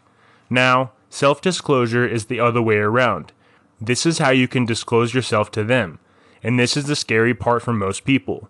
The reason is that most times the level to which we dislike ourselves is much higher than the way other people dislike us or get triggered by us. And the second reason is that if you follow the feedback model, Any uncomfortable truth that could potentially surface might be the perception of the other person. So you could still say something like, "That is not me," but that is what you got triggered by. But if you are disclosing yourself, you can't use blame for someone else's perception for you having all that having truth. Most times, we struggle to share our most embarrassing secret, our darkness, and our own truth, because we sincerely and utterly dislike or even hate ourselves at that moment, and we tend to find it so incomprehensible that someone else will like us in our embarrassing moment. But when you share something hard for you, and when you're vulnerable, you will be met with overwhelming love and empathy. But by daring first to share something that makes you imperfect, it makes you less of a robot and a human being. Now, there is not a model that you can apply for self-disclosure. It will just be lengthening in a very deep process. So you said, we'll talk about some questions and best practices on how your partner can behave to make that difficult process much more easier for you, and if you do it right, it is likely to be much more difficult. Now, just a little disclaimer, these questions might annoy you, trigger you, or repel you, but you have to realize that they will work for you. So if you don't like them, you can feel free to make up your own. So here are the questions. What do you pretend? And how are you hurting yourself? Or, what have you been ashamed of? How is the energy that you need to invest in hiding compromising the other areas of your life? What do you think needs to be let go of? The last one is what needs to heal in your life. Now, let us talk about what your partner should do. Your partner should listen with their whole body and pay attention to the emotions that are popping up in them. Most times, when we are hiding, we are not just hiding a story from other people, we are also keeping the emotions related to that story within ourselves. For example, imagine that you are somebody who has been running away from very deep and old grief. That feeling might be so old that you will have no will to cry about it, but yet, you may feel stuck inside of you, and it is something that you don't want anybody to know much about you. So as the listener, you might feel the urge to cry yourself, or feel a big lump in your stomach. Have you ever had that experience that you were talking to your friend, and your friend started to cry, and as a result, you understood how much you're hurting yourself? That is what we were talking about. This is really great because as a listener, you are giving permission to the person in front of you so that you'll be able to reveal whatever he or she wants to reveal to you. And maybe your story might even pop up because chances are your feelings are going to be related to a story that also happened in your own life. That is the opportunity for you to do the same. Now, if you have done this exercise, I want to congratulate you on making it this far. Emotional intelligence mindful exercise. First, let us talk about the full overview of the main categories of emotional intelligence, because being able to understand this foundational concept is very important for you to be able to understand how a mindfulness practice, in particular, relates to your emotional intelligence as a whole. The MBTI test, day number 3. The first exercise is the MBTI personality test. Now, MBTI stands for Myers-Briggs Type Indicator. This is actually a personality test that you will take and will help you to discover your personality type. There are 16 different types of personalities, which you can use to discover your personality type. Here is a list of questions that you need to tackle in this test. So let us take the test. These answers will take less than 10 minutes to answer. So even though you don't like the answers, do not try to leave any answer neutral. There are so many questions that you will answer, and you shouldn't answer the question based on the level to which you agree with the statement or how much you disagree with the statement. One of the first questions is, what do you find difficult when you introduce yourself to other people? Yes or no? Therefore, when you finish asking yourself these questions, you will know your personality type. ENTJ personality, day number 4 and number 5. One of the most common personalities of people that take the test is the ENTJ personality, which is the commander's personality. These people are 58% extroverted, 42% introverted, and that determines how you interact with your environment.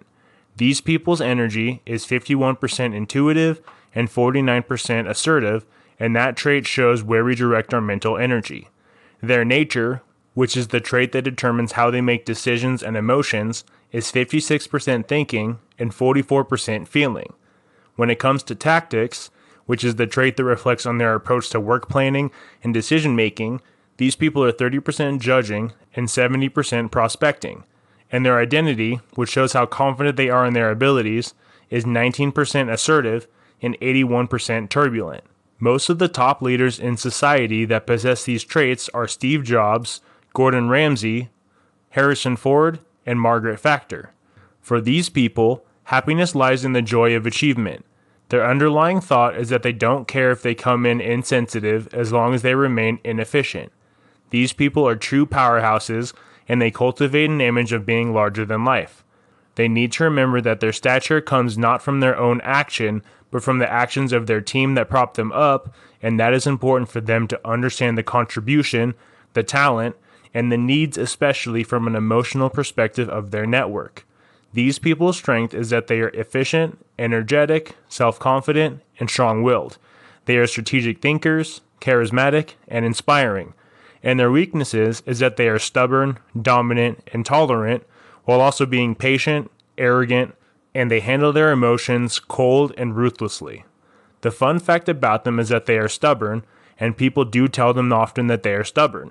Now for their career paths, failure is not an option for them. They can see the vision of a future and formulate a strategy to achieve that vision and execute each step with a ruthless position. The best industry for this kind of people in business and finance, sales, architecture, engineering, life, physical and social sciences, healthcare, construction and production, legal, public speaking, and teaching. These people's dreams and ambitions is that they finish what they start. They get so pissed off if they don't finish what they started, and that's what's bothering them. They are cool-headed, organized, structured, and they have small weaknesses. They are stubborn, and they tend to be very critical with other people. They have a tendency to like them too much, which makes them arrogant, self-centered, and narcissistic. So, when you do your personality test, you'll be able to understand your strengths and your weaknesses and know what you can do to improve on. You will know what you can improve on your friendships, your career paths, and even your work habits. There are so many benefits that you will gain when doing a personality test, and because there are 16 different personality tests, there are so many different options. It's not like there are only 4 options and you are one of them. The personality test is very personalized, and it is better than looking up on a horoscope because a horoscope is personalized. After all, it comes from astrological science. They are just telling you how you are. The empathy map, day number 6 and number 7. Now the next self-reflection exercise is called the empathy map. The empathy map engages all your main sensors, and the main purpose of these tests is to help identify your needs and the connections between what you say and what you do. So take a piece of paper, and then at the top left hand of it, write down what you are thinking. And then on the top right, write down what you are seeing or saying. The bottom right of the page is where you should write what you are feeling, and then the bottom left of the page is where you should write what you are doing. Then write it up, and then on the back of the paper, write some ideas. This is called an empathy map because it allows you to practice intellectual and identification of feelings toward attitude.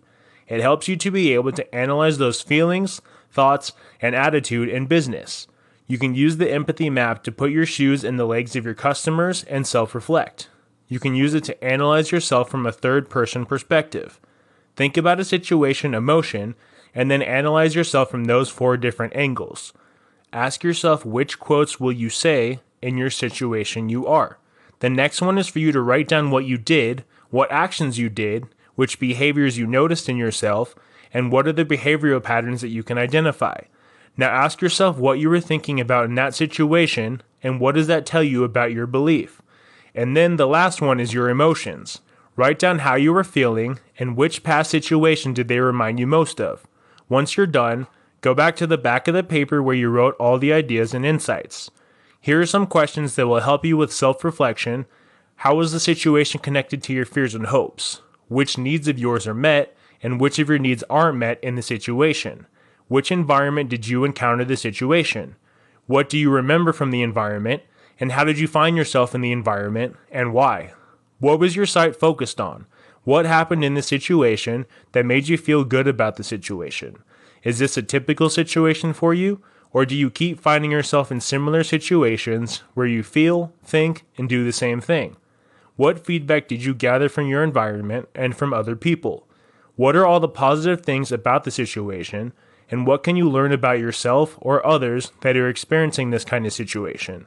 When answering these questions, you have to be very careful to avoid cognitive distortions and false negative feelings. Try to go deeper and identify why you feel the way you do, and put yourself out of being a victim, which means you shouldn't judge. So in this case, you are just observing. You're not judging or being a victim, and just see it from a third-party point of view rather than from yourself or from the other person involved, which is a really good way to look at it. Because if you look at it from your point of view, you will become selfish and sick from your own perspective. You won't even ask yourself what another person can get from the situation. After the reflection, take a little break and self-internalize everything that you have written down. After you are done with it, then you can go on to the next self-reflection exercise, which is the 7 dimensions of wellness. Find your home, day number 8 and number 9. Now the second self-reflection exercise that you can do is to find your home. The home here means for you to write down all the things that make you feel comfortable, excited, and just feel like you belong. Write down the location of where you are right now, the time of day, and who you are with, and the places that make you feel comfortable and homey and just good. Now here could be the result of those 5 places. Your mom's place. The first one is your mom's place. If you like to sleep with your mom, wake up in her bed because it makes you feel comfortable, or just being away from your home because she's there with her cat. It also reminds you of your childhood and the smell of coffee. Or as she's getting ready for work, it makes you feel good, or maybe you wake up with this feeling of comfort and homely feeling because there is something in her bedroom that reminds you of home and makes you feel homey. Then it is good. Your former roommates. If your former roommate's windows remind you of your college years and you feel comfortable there because you aren't sleeping in your room because you have roommates. Your sleeping roommates take you back to when you were in college and when you didn't really have anything to worry about except for school. And just the feeling of having new things, new experiences, and being on your own all night studying on your bed brings a sense of comfort feeling to you, because it is a new experience for you, and because it also resembles a homey place for you. Then it is a good place. The bush garden. Also, another place that may feel like home to you could be the bush garden, especially if you are from Florida and you grew up in that garden, and there's a specific place in that garden where there's elephants and turtles that you can get French fries and ice cream, and you can also get fresh food, and the sun keeps beating down on you. That place reminds you of the day that you took off from school when you were with your family and your friends. It also reminds you of your childhood. On vacation. The next one could be on vacation, where you are going through all the gifts you have, where you and your mom and your brother do some stockings of all the presents, and you organize them, and your mom makes coffee, and puts some Christmas music on, and it makes you feel super homey. And then you turn to plan out an equal amount of a gift so that the gift will go around and be even. So if that makes you feel homey, that is great. Another place could be in a hotel room, like when you're waking up in a hotel and it's super calming and everyone is there to accommodate you and you don't have any sort of stress in your mind and you're just kind of roaming. And you can see the water full looking so clean and pretty, and you just love the feeling of being in a hotel and of being in the hotel rooms. Once you define those 5 things, you should self-reflect on those 5 things on your own and know what they have in common. All those things that make you feel at home, what they have in common, and now the commonality between all those things could be not being in your home, but being in the homes of people that you love, and being in places that correlate to the times where you felt childlike, and you had new experiences, and you didn't experience any stress or worries as an adult, and you had nothing to do. Being in the bush gardens and in college is almost like going on vacation, because in these places, you literally don't have to work. So the feeling of not having something to do is a commonality between all of this, and it allows you to take some time away from your world, and time away from your house, and time away from your life. So the things that will make you feel at peace and at home involves being away from your life and being with other people that you love and having nothing on your mind and just being calm and relaxed. 7 dimensions of wellness, day number 10. There are 7 dimensions of wellness exercise.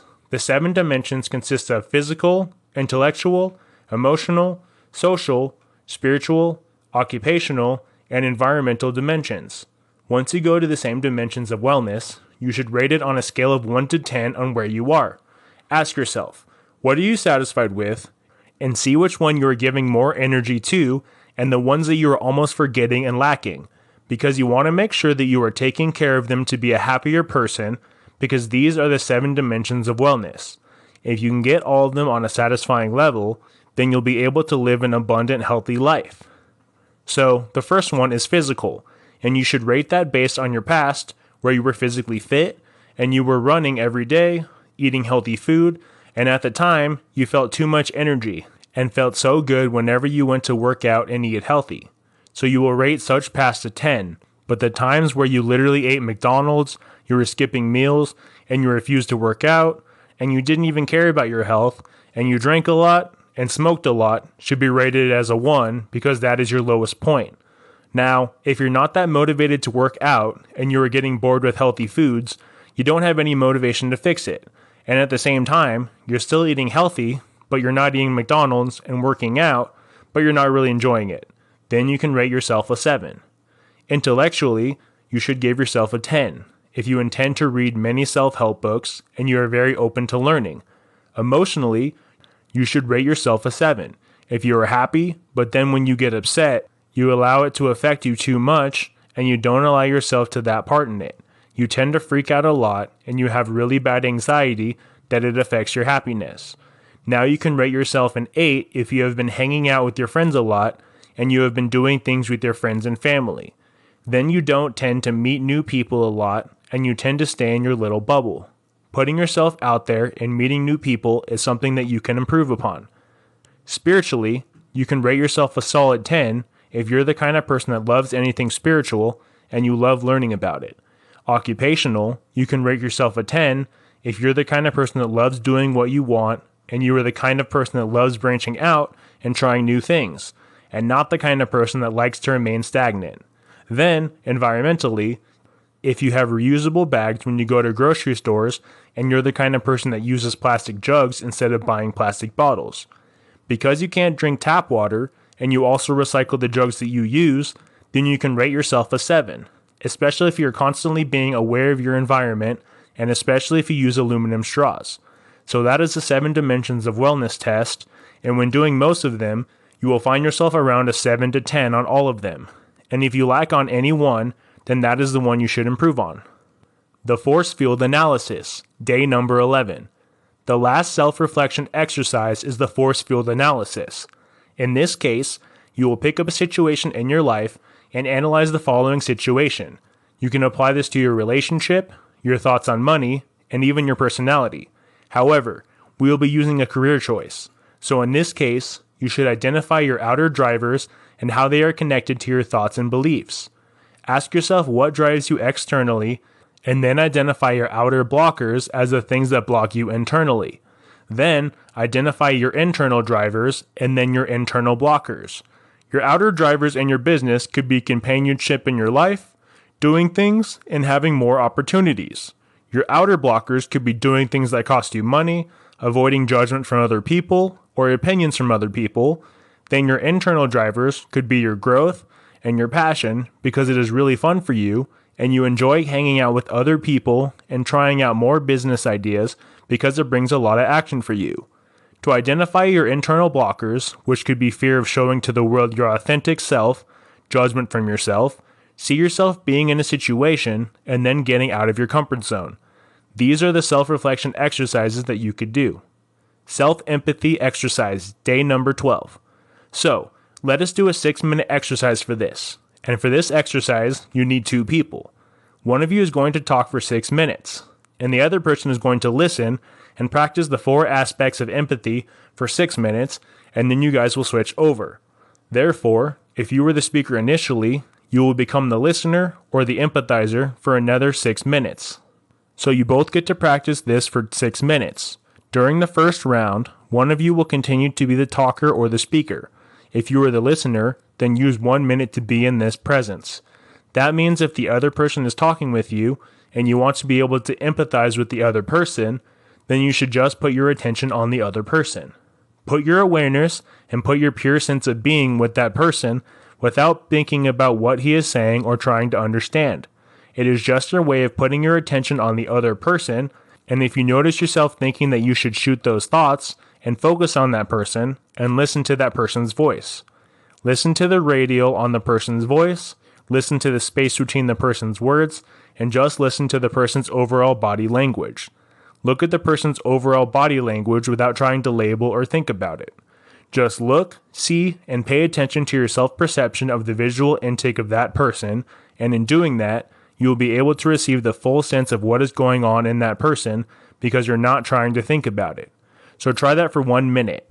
One of you should talk for a minute about a conflict that you are dealing with in your life. And if you are the empathizer, just become present for 1 minute. Silently be with the other person as they're talking. Let go of any thoughts and just have your attention rest on that person. Pay attention to the sounds and the sense of perception of what they are saying. To do that for 1 minute, stop reading this book and do that right now. If you are the listener or the empathizer, you can practice the second element, which is called silent empathy or silent listening. While doing this, you have a silent presence, but now you are thinking about what your partner is saying or what the other person is saying. So if the other person is talking about some conflicts in their lives, you should be tracking the story about what the person is saying and what really happened. You should be listening to the person's feelings, emotions, and thoughts. Notice where the other person is making sense about it and what he wants and doesn't want to be happening. Just admit his needs and listen for those universal needs or what the person is saying. Listen to what the person is talking about and what is the observation that you're trying to make sense of, the observations they need, and if there is some kind of request. So silently listen for that. Now we go back to the same exercise, and as you are speaking, just keep talking. And if you are, the listener tries to silently keep your attention on the speaker. Now try this for 1 minute. Stop this book right now and do that. After you're done with that, if you are the listener, which is the third element, which is called understanding, and the key here is for you to let the other person know out loud or say back to him what you were hearing. Because most times you won't be able to let somebody know what they are saying, and they don't want to know if they got heard, and you want to do that without mixing up or disagreeing with what the other person is saying. This is your ability to keep your attention on the speaker and listen to the other person in a way, but you don't have to agree with the person is saying, but you can still hear how he sees things, his frame of reference, and his internal subjective frame of reference. And you just listen to him and see how the world looks through his eyes and the way things are for him, and just say that back in a way that he will appreciate being heard. So the listener should demonstrate that they hear something, and hearing that thing to the satisfaction of the speaker, they are not agreeing, and you're also not interjecting your own reactions or opinions. It's not like you won't be able to do that, but in this segment of this exercise, you are not going to do that. So just let him know what you heard and how it was for him. Now try this for 2 minutes. If you are the speaker, just keep talking about whatever you're talking about for 2 minutes. Whereas if you are the listener, just try to reflect back and start right away about what you heard. So far, just notice the person's frame of reference and the way that he sees things, and just continually stop the person and continue to reflect back what you were hearing. Stop the person and tell him, "Let me make sure that I'm getting what you want here," or "Let me make sure that I understand you. Is this what you want me to be hearing?" Use those kinds of language. The need language, day number 13. Now, the fourth element is called the need language. As you are listening to your partner or the other person, start saying what you want to say and what you are hearing him say, but this time, listen for the person's needs. And as you are reflecting back to him and connecting his thoughts and his thinking and his perceptions, make sure that you're reacting to his feelings and emotions and what he wants and what he doesn't want. Try to connect all those things back to his needs and to his desires, which are trust, safety, security, and respect. Say what he said back to you in terms of the need language. As you are paying back what you were hearing, you should try to link the images that the person is having and the feelings going on in his mind. Try to help him, and both of you guys can connect to what he needs as human beings, which might have to do with the sense of flow and forward movement together. So try that now. Now, one of you has talked for 6 minutes, and one of you has been listening as the empathizer and doing this fourth element.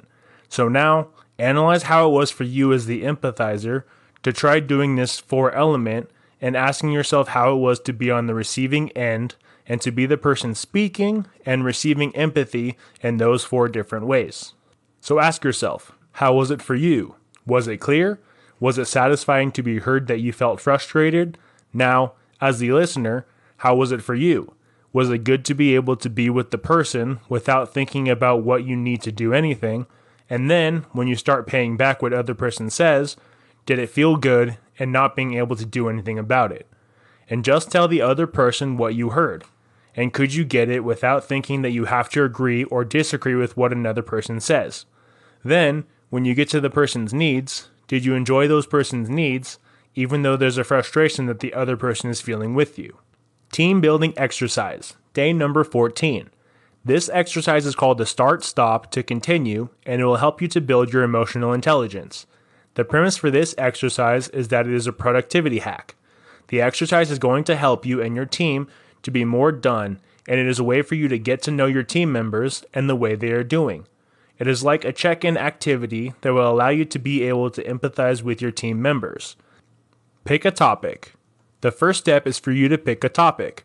So you could use this start, top, continue on any topic that you want. You can do it with your partner, with your family, with your team members, and you can do it on a big topic like branding or on an entire company workflow, or you can even do it on a small topic like marketing, blogging, and HR. Stick it up. The next step is for you to stick it up. So here is what you should do. Everyone in your team should write down every task they do associated with the topic. Here is a couple of examples based on developing an internet marketing strategy. You can think of as many examples that you can do around the topic and write them down on different posters. If you're doing this with multiple team members, you might even give each person a different color postal note. So that way, you'll be able to track down who's writing down which task. If you want to get more anonymous and not call people out, you can give everyone the same poster so that you're not putting anybody on the spot. Place the task. The next step is to place the task. So what you should do is to have everybody take their task and place them on one of the 3 columns. In the first column, you should place all the activities that you think might be a good thing to wrap up.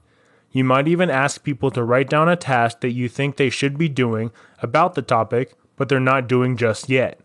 In the stop column, you should write down the activities that don't really do a lot, and this is the activities that people want done. Whereas, the last one on the continuing column is the ones that are working and they want to continue on them. Here are a couple of examples from on the topic that we chose on this topic of internet marketing strategy. On the start column, you could put something like Medium, which is all about adding some blog post to Medium, to LinkedIn, or to even ramped up on your Instagram marketing. Now under the stop column, you could put something like Twitter, because you have been tracking your marketing and there is not really much on there. Therefore, you want to slow down your Twitter marketing. Now for Facebook, it's not that super active, so you want to stop that, and then you might have been publishing on Huffington Post in the past, but you don't normally get a lot of traffic from it, so you can stop that too. Now in the continuing column, you write down what is working. The first one is YouTube because YouTube is great. Then include email marketing so that you'll be able to send out all your company newsletters and then write down blogging. Now what if there are some disagreements? This is what you should do. For instance, let's say your team members disagree about Medium and you don't know how much you know about the platform. You can decide to take the platform and put it right in the middle of the start and stop column. You will start it for a little bit, and if it doesn't work after 2 months, you will stop it and you will track those articles. You can actually put things in the middle of columns to be able to see. Place these tasks all over. This might be the time for heated debates and discussions. Talk about why things go the way they are so that it will help you to get a nice visual of your company on those tasks. Now, if everything is in the start column, then that should tell you that you have too many projects that you want to start the bath and you will be overwhelmed. Now, if everything is in the continuing column, then it means that you're not starting anything new and you are not stopping anything new. So this means that you need to force yourself to try to pull things over to other columns. Safe discussion. The next step is to have a safe discussion. So try to have some safe discussion where people feel like they can share their true opinions about what is working or not. Remember, you might be tackling somebody else's task. So if you think that, for instance, the blog is doing terribly, but that's somebody else's task. Then you have to make sure that you are creating a safe space where the task is being discussed and not the person doing it. So this is all about the tasks that are serving the main project as opposed to the person that is doing something wrong or right. This is a safe space to discuss the tasks at hand. Assign and act. The next step, which is the fifth step, is to assign and act. Now, this is the most important part. This is a very great thing to do, but it is not impactful if you don't actually take action on it. So the first place that you want to start is from the start column. So ask yourself, who is going to tackle those tasks? Who is going to run that Medium test? And who is going to be able to create those posts on LinkedIn? And who is going to start doing those profile pictures on Instagram? Divide and conquer those tasks so that you can easily say that to someone that this is your project and you can spin on it. The stop column. The next column that you want to tackle is the stop column.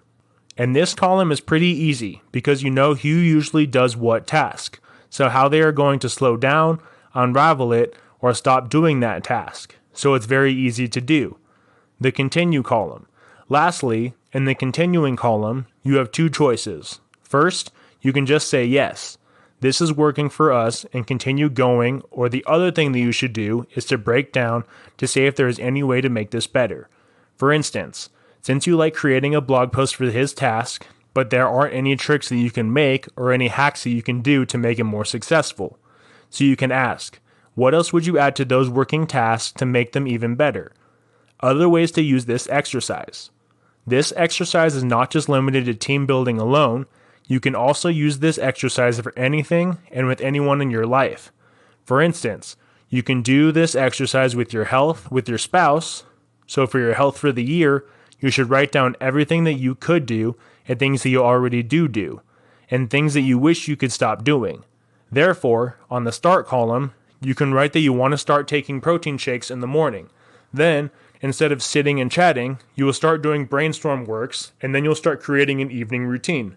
In the stop column, you will write that you will stop eating out a little bit less, and you will start drinking less soda in the house. And then in the continue column, you will write all your favorite sports like doing yoga, hiking, signing up for your yearly soccer league, and doing these things will help you to talk about your goals and create plans. So you can use this exercise for any topic, and it is extremely helpful for getting to know other people that you are working with or living with, and also to how to take action on your goals. Self-assessment exercise. Day number 15. Rate each of the questions below on a scale of 1 to 4 according to how true it is for you. 1. Virtually. 2. Never. 3. Virtually. 4. Always. I am aware of the physical reactions, both twinges, aches, sudden changes that signal a gut reaction. I readily admit mistakes and apologize. I will let go of problems, anger, or pain from the past, and I can move beyond these. I have an accurate idea of how another person perceives me during a particular interaction. I have several important things happening in my life that I am enthusiastic about, and I let it show. I can meet and initiate conversations with people when I have to. I usually take a break or use another active method of increasing energy when I sense that my energy level is low. I have little trouble taking prudent risks. I open up with people appropriately. Not quite too much, but enough so that I don't come across as cold and distant. I engage in an interaction with another and pretty well size up that person's mood based on nonverbal signals. Other people usually feel inspired and encouraged after talking to me. I have no trouble making presentations in front of groups or conducting meetings. I take my time every day for quiet reflection. I always take the initiative and move ahead on tasks that need to be done seriously. I, therefore, refrain from making up my mind on issues and expressing my opinion until I have all the facts. I have several people I turn to, and I ask for their help when I need it. I find it positively in any given situation. I deal calmly, sensitively, and proactively with the emotional displays of others. I usually identify the emotion that I am feeling at any given moment. I am normally generally comfortable in new situations. I don't bury my anger or let it explode on others. I show empathy and match my feelings, another person in an interaction. I keep going on a big project despite the obstacles. I am respected and liked by other people, even when they don't agree with me. I am very clear about my own goals and values. I can express my views honestly and thoughtfully without being pushy. I am so good at managing my moods, and I don't bring negative emotions to work. I focus all my full attention on another person when I'm listening to them. I do believe that the work I do day to day has meaning and value to society. I can effectively persuade others to adopt my point of view without coercing them. Leadership Assessment Checklist, day number 16. Now for this section, rate each question based on a scale of 1 to 4, according to how true it is for you. 1. Virtually. 2. Never. 3. Virtually. 4. Always. I stand behind employees, backing their decisions and advocating for them to hire management. I know how to delegate tasks, but remain available for consultation. I take disciplinary action promptly and fairly, without being overly harsh or demeaning. I set high-performance standards for myself and my subordinates. As soon as I am aware of the problem, and I sit down with a subordinate who has not met my expectation, I coach them and work with them to perform better. I provide frequent feedback to employees on how they are doing their job. I use more praise and positive feedback than negative feedback. I refrain myself from letting some employees get away with less effort than others. I can persuade others to adopt his/her point of view without coercion. I make positive use of conflict by encouraging discussion of differing points of view. Keep employees informed at all times about things that might affect them. I take the long-term view without getting too focused on strictly short-term results. I listen well and show empathy and concern when I have a problem. I have an open door policy and make myself available to the staff when needed. I refuse to tolerate bigotry or narrow-mindedness among the staff. I help my employees to discover their own solutions without automatically providing answers. I keep conflict among employees from festering or getting out of control, and instead work to reach a common understanding. I try to be patient with staff when implementing a change, knowing that there is an adjustment period. I actively look for ways to challenge and develop all workers. I open up to other people appropriately, not too much, but enough to assure them that he/she is not cold and distant. Vision killers, day number 17. Here are the top 10 vision killers.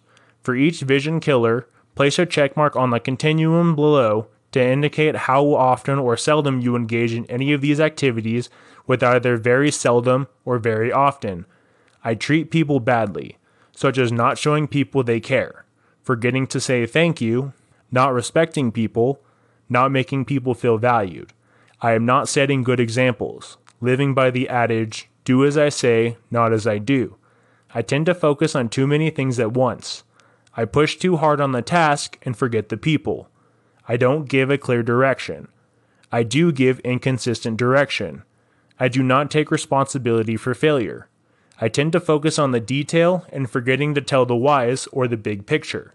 I only show little or no personal commitment to the vision. I tend to allow people who aren't performing the job to remain. Managing your bad moods, day number 18 and number 19. Observing how you act when you're in a bad mood. Relax and allow yourself to think about works to get you out of the dumps. What things do you enjoy?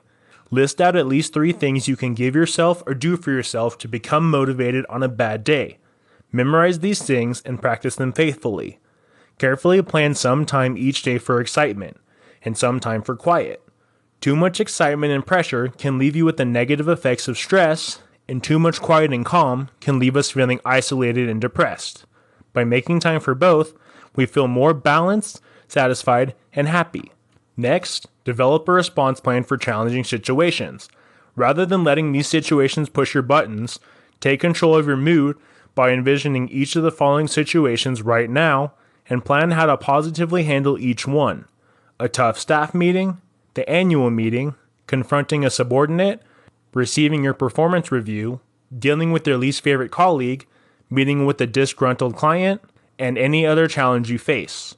Also, take 5 to 10 deep, cleansing breaths and let yourself get calmer when you feel any negative emotion building. This is very easy to do discreetly, even in a public place. Now, change your environment. Move around and focus on something different for as little as 3 to 5 minutes.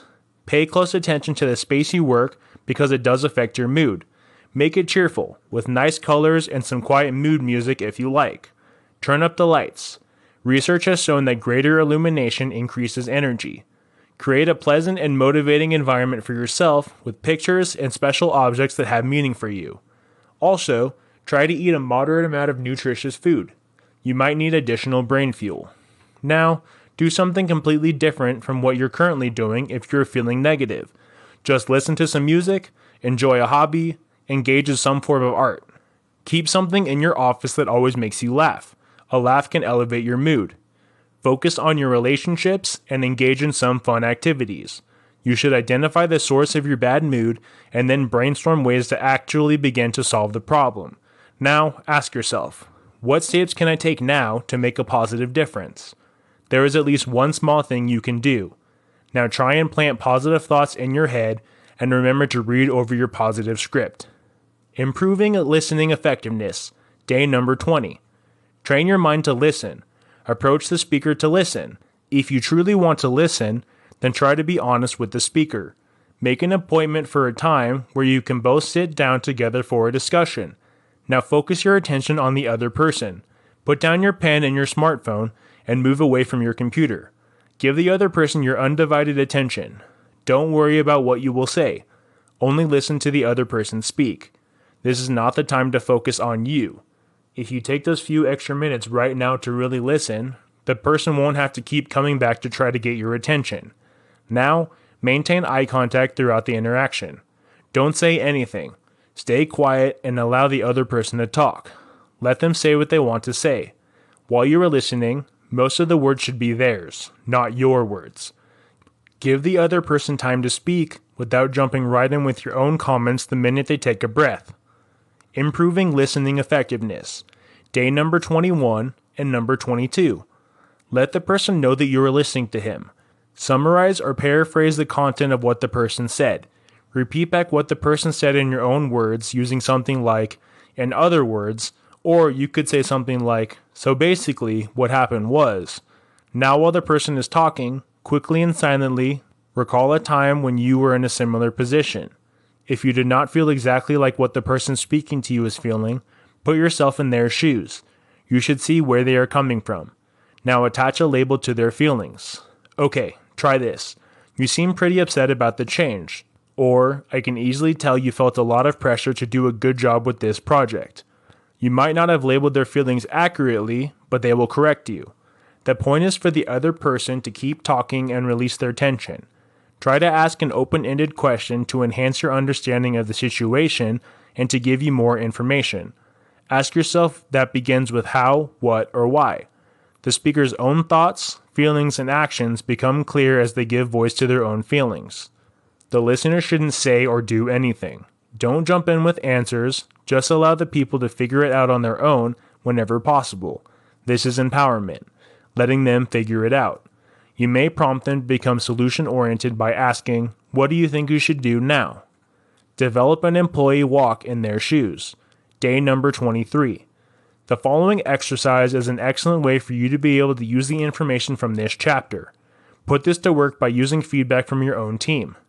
Pick your weakest employee and think of the thing that they do well, and look for areas of similarity or areas where you guys agree together. Now walk in their shoes and imagine what he or she is thinking and feeling to try to gain some additional understanding of his or her perspective. Go to that person, compliment the person on one thing he or she has recently done well, and tell him or what you appreciate about them. At least twice a week for a month, compliment the employee on something he or she has done well. Establish a climate of trust and acceptance. At the end of the month, evaluate the employee's recent performance or attitude. Their performance would have improved because you related a little differently to him or her. If it has improved, then tell the employee that you are seeing improvement in his or her performance and that you appreciate his or her hard work. If it has not improved, then continue the compliments and extend an offer to talk to the person about the problems the person is experiencing. Spend more time with the employee and coach them on how to improve. If their attitude and performance do not improve in 3 months, then it's time to transfer the employee to a department where they would be happier or sack the employee.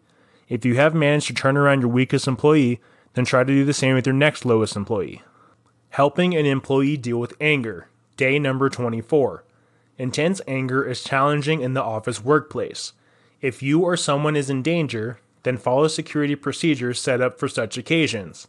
Get that angry person's attention and offer to talk one-on-one. Use your listening skills to hear the person. Just being able to vent with somebody who might take care of most of the problem, leaving you with little to say or do. Now, empathize with the employee's concerns. Use positive comments to help you uncover what's really going on. Say something like, "What's really going on here between you two?" Now make some suggestions on what they can do to positively deal with the anger. Now, offer to problem solve with the person. Help them to think of options. Encourage the employee to take time to calm down, perhaps even working on something else for a while. Positive confrontations. Day number 25 and number 26. Before the confrontation, try to describe the situation from the employee's perspective in your mind or on paper. State the problem that you heard by simply giving information and using I messages without making an accusation or evaluation. John, that report had a lot of errors, and I was disappointed in your performance. Instead of saying, "John, you just blew it again. How do you even think we would send that lousy work to corporate?" Ask for the other person's reason, explanation, or side of the story about what happened. Say something like, "Tell me your own side of things." Perhaps he or she has a point or you missed something. Allow for that possibility. If you are convinced that the behavior or performance is unacceptable, patiently explain why. Reiterate your expectations, the talents or the abilities he or she has to meet those standards. "You're one of the best workers I have, and you are capable of better. I want this report to include." Use a positive comment to focus on the how of the work rather than the content or results. If the employee turns emotional and shows anger, hurt, or embarrassment, try to empathize with them. Do not back away from those feelings. Deeply encourage the employee to express him or herself. Problem solve with the employee and ask, "What can we do to be sure this doesn't happen again?" Or, "What do you think that we do to correct the situation now that it has occurred?" Encourage them to offer at least one idea, and don't give any answers yourself. Now, agree on what is to be done, and then express your confidence in his or her ability to carry out the plan. Exercise for all team members. Day number 27. Talk to the dominant person or each person individually and coach them on how to hold back and let others speak first, so others can learn too. Then, give that person extra projects or responsibilities to tap into their enthusiasm. Ask for their help with something specific. In the meetings, thank the dominant person for his or her comments before he or she gets too far into them, and then ask the more reserved members by name for their opinions. If you repeat this pattern several times, the interaction will probably become more balanced. You can also use process comments. "John is the only one speaking up here, and I do not hear anything from the rest of you. What's happening with the team?" Resolving team conflict. Day number 28. Briefly summarizing the two conflicting perspectives the way you see them. Now explain the rules. Each side will take turns. The speaker is not to be interrupted, and everyone will listen calmly and quietly. Ask for a volunteer from each side to provide everyone with more information. When they present their side, ask someone with an opposing or neutral viewpoint to summarize what the speaker said that they would probably be summarizing a perspective different from their own. Do not allow the argument to resume, but focus on one side only. Allow the other side equal time and equal respect as another speaker tells their viewpoint or advances their reasoning. Again, have someone who is neutral or who holds a different view summarize his or her point of view. Begin problem solving. Ask the team if anyone sees any points of agreement and try to offer some points of agreement. Say something that bridges the gap, even if all you can think of is, "Well, I know you're both trying to do what you think is most in line with our goals." Open the floor to everyone for ideas. Rather than asking for opinions and doing a majority vote, however, think in terms of, how many possible ways can we think of to resolve this problem?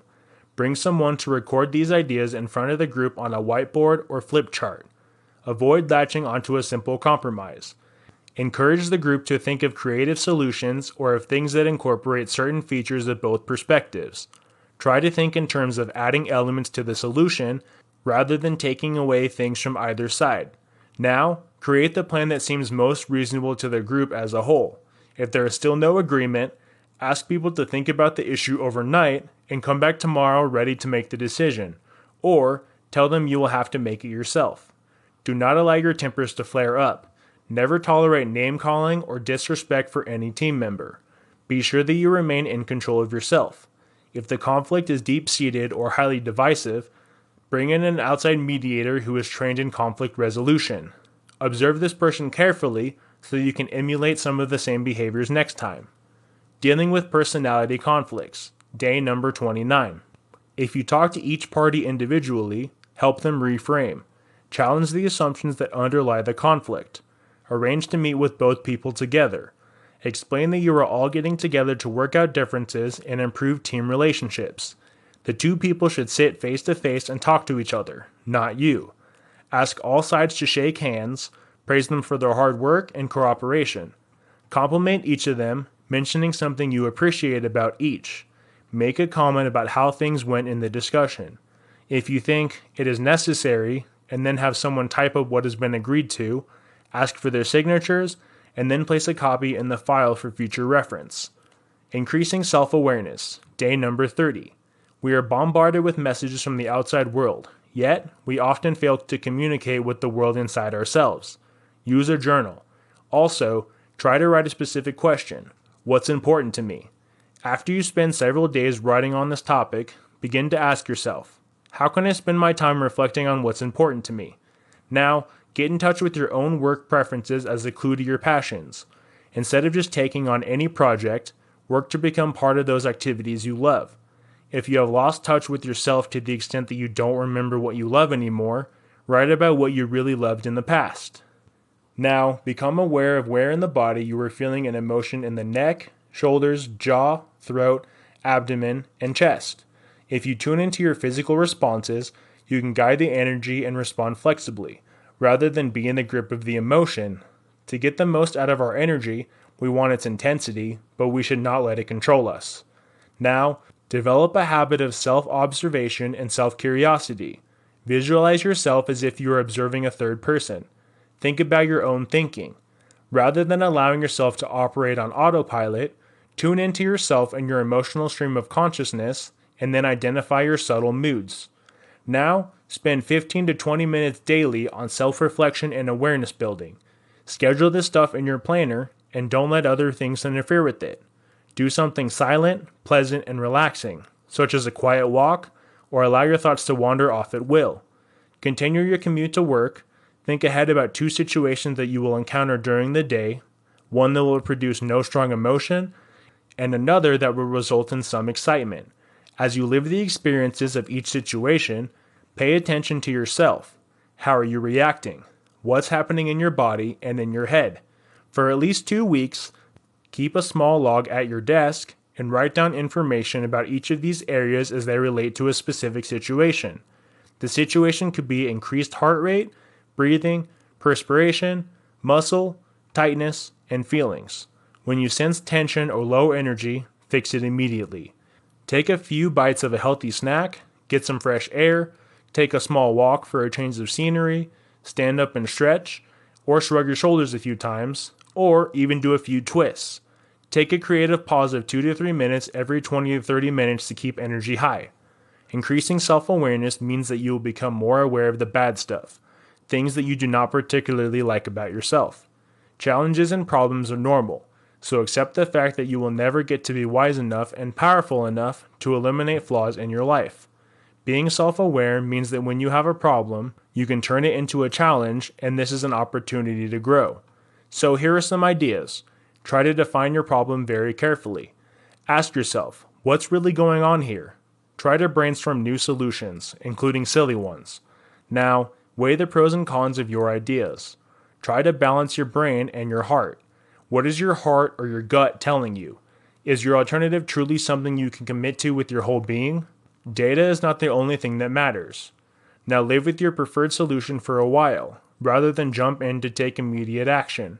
Allow your intuition to take over and incubate your plan for a few days. If you are still committed to your heart as well as your head, then take action. Evaluate exactly how it's going as you implement your plan, and modify only as needed. Take your journal and write down your personal mission statement. In the journal, list 5 things you do very well. It could be anything from gardening to making PowerPoint presentations, and then 2 things that you do less well. Spend some time considering how you can do more of the things that you do well and less of the things that you do badly. Eliminate the things from your life that make you feel incompetent, or make a commitment to getting instruction so that you'll become competent in these areas. What are the top 5 things that you do well? This will help to even provide a clue to your true mission. Ask yourself, what are the 2 things you are currently doing that you do poorly, and how can you reduce or eliminate those? Now, create a mind video that shows you progressing toward your goal. Work on your image. We feel better and tend to develop more self-confidence when we know we look good. Everyone can make the most of what they have, without being a model of physical attractiveness. It costs you nothing to smile, meet people's eyes, and carry yourself proudly. Pretend that you have so much self-confidence. Fake it till you make it really does work. You can do it this way. Develop a clear mental video image of yourself acting in a highly confidential way in personal or job situations, much the way your ideal leader might act in those situations. Resolve to act exactly like this for 3 full days as if you were the character in a play. Act calmly, self-assured. Now continue to replay your mind video between acts of your play. Research shows that many people feel more confident after pretending they were confident. Right now, identify someone you have been too timid around. Write a script on how you might speak up around that person. Practice your script out loud, in private. Say your thoughts with some conviction, and don't worry about the words. Seek out this person, and then state the opinions or feelings you previously did not voice. Never aggressively state your opinion, but merely a business-like way. For example, Catherine, I've been thinking about the plans we discussed last week and wanted to share my opinion. I think we should try to do this project in-house rather than go with a subcontractor, and here's why. If you don't speak up in meetings, you must begin to do so. Resolve to contribute something in every meeting you attend, beyond merely asking a question. Get an agenda ahead of time. Pick an issue you know about or care about, and plan what you can say in that meeting. If you don't know much about the issues, do your homework to learn more by researching or talking to colleagues. Rehearse what you will say, plant the thoughts in your mind, I can do it, I will do it. Speak up early in the meeting before you have a chance to talk yourself out of it. Voice your opinion, and being involved leads to greater self-confidence and greater leadership ability. Seek out opportunities to make presentations. Take anything that you know how to do well or know quite a bit about and offer to present the subject in a staff meeting or an appropriate small group forum. If you start out with a small audience, it will become progressively easier to present to larger or more challenging groups, like your board of directors. Prepare carefully ahead of time and rehearse what you will say. Smile and take a deep breath before you start, because we often run out of oxygen when we are nervous. It's okay to break some rules if you have to achieve a greater good. Use good judgment here about which ones you break, and always have a good reason and documentation if anyone calls you on it later. Confidence and power comes from exercising independent judgment, rather than following arbitrary rules to the letter. Break down any larger goal into steps. Increasing confidence is far too big a goal. It is more like a vision. Break the vision into small steps like this. I'll call this person this morning. Or, I'll make a comment on the afternoon's meeting, or I'll go to this place to look for a job. Now, keep a log of each step you take towards your bigger goal or vision. With each step, write down a short phrase about how this increased your confidence. Tie each individual action to how it felt. The more you can connect it to each individual experience with your goal, the closer you are toward achieving your goal. Now think of a current problem situation that you are facing. What are you thinking? How do you feel in that situation? And what are you currently doing? Write this down in a few sentences. Try to write it down completely, something like a story, about what you'd like to do, think, and feel instead. Rehearse your story in your mind, just like a video. Next time you get in this situation, you'll come up with a new response to try when you feel the old pattern coming up. As a leader, you should not be more concerned about being liked more than with getting the job done. Therefore, as a leader, you must be very secure. You must be able to say no and try to set high standards. Confront when necessary, take charge, and hold people accountable, which are not pleasant things to do. As you make small conscious steps to increase self-confidence in your life, the momentum will build up and you will see even greater increases.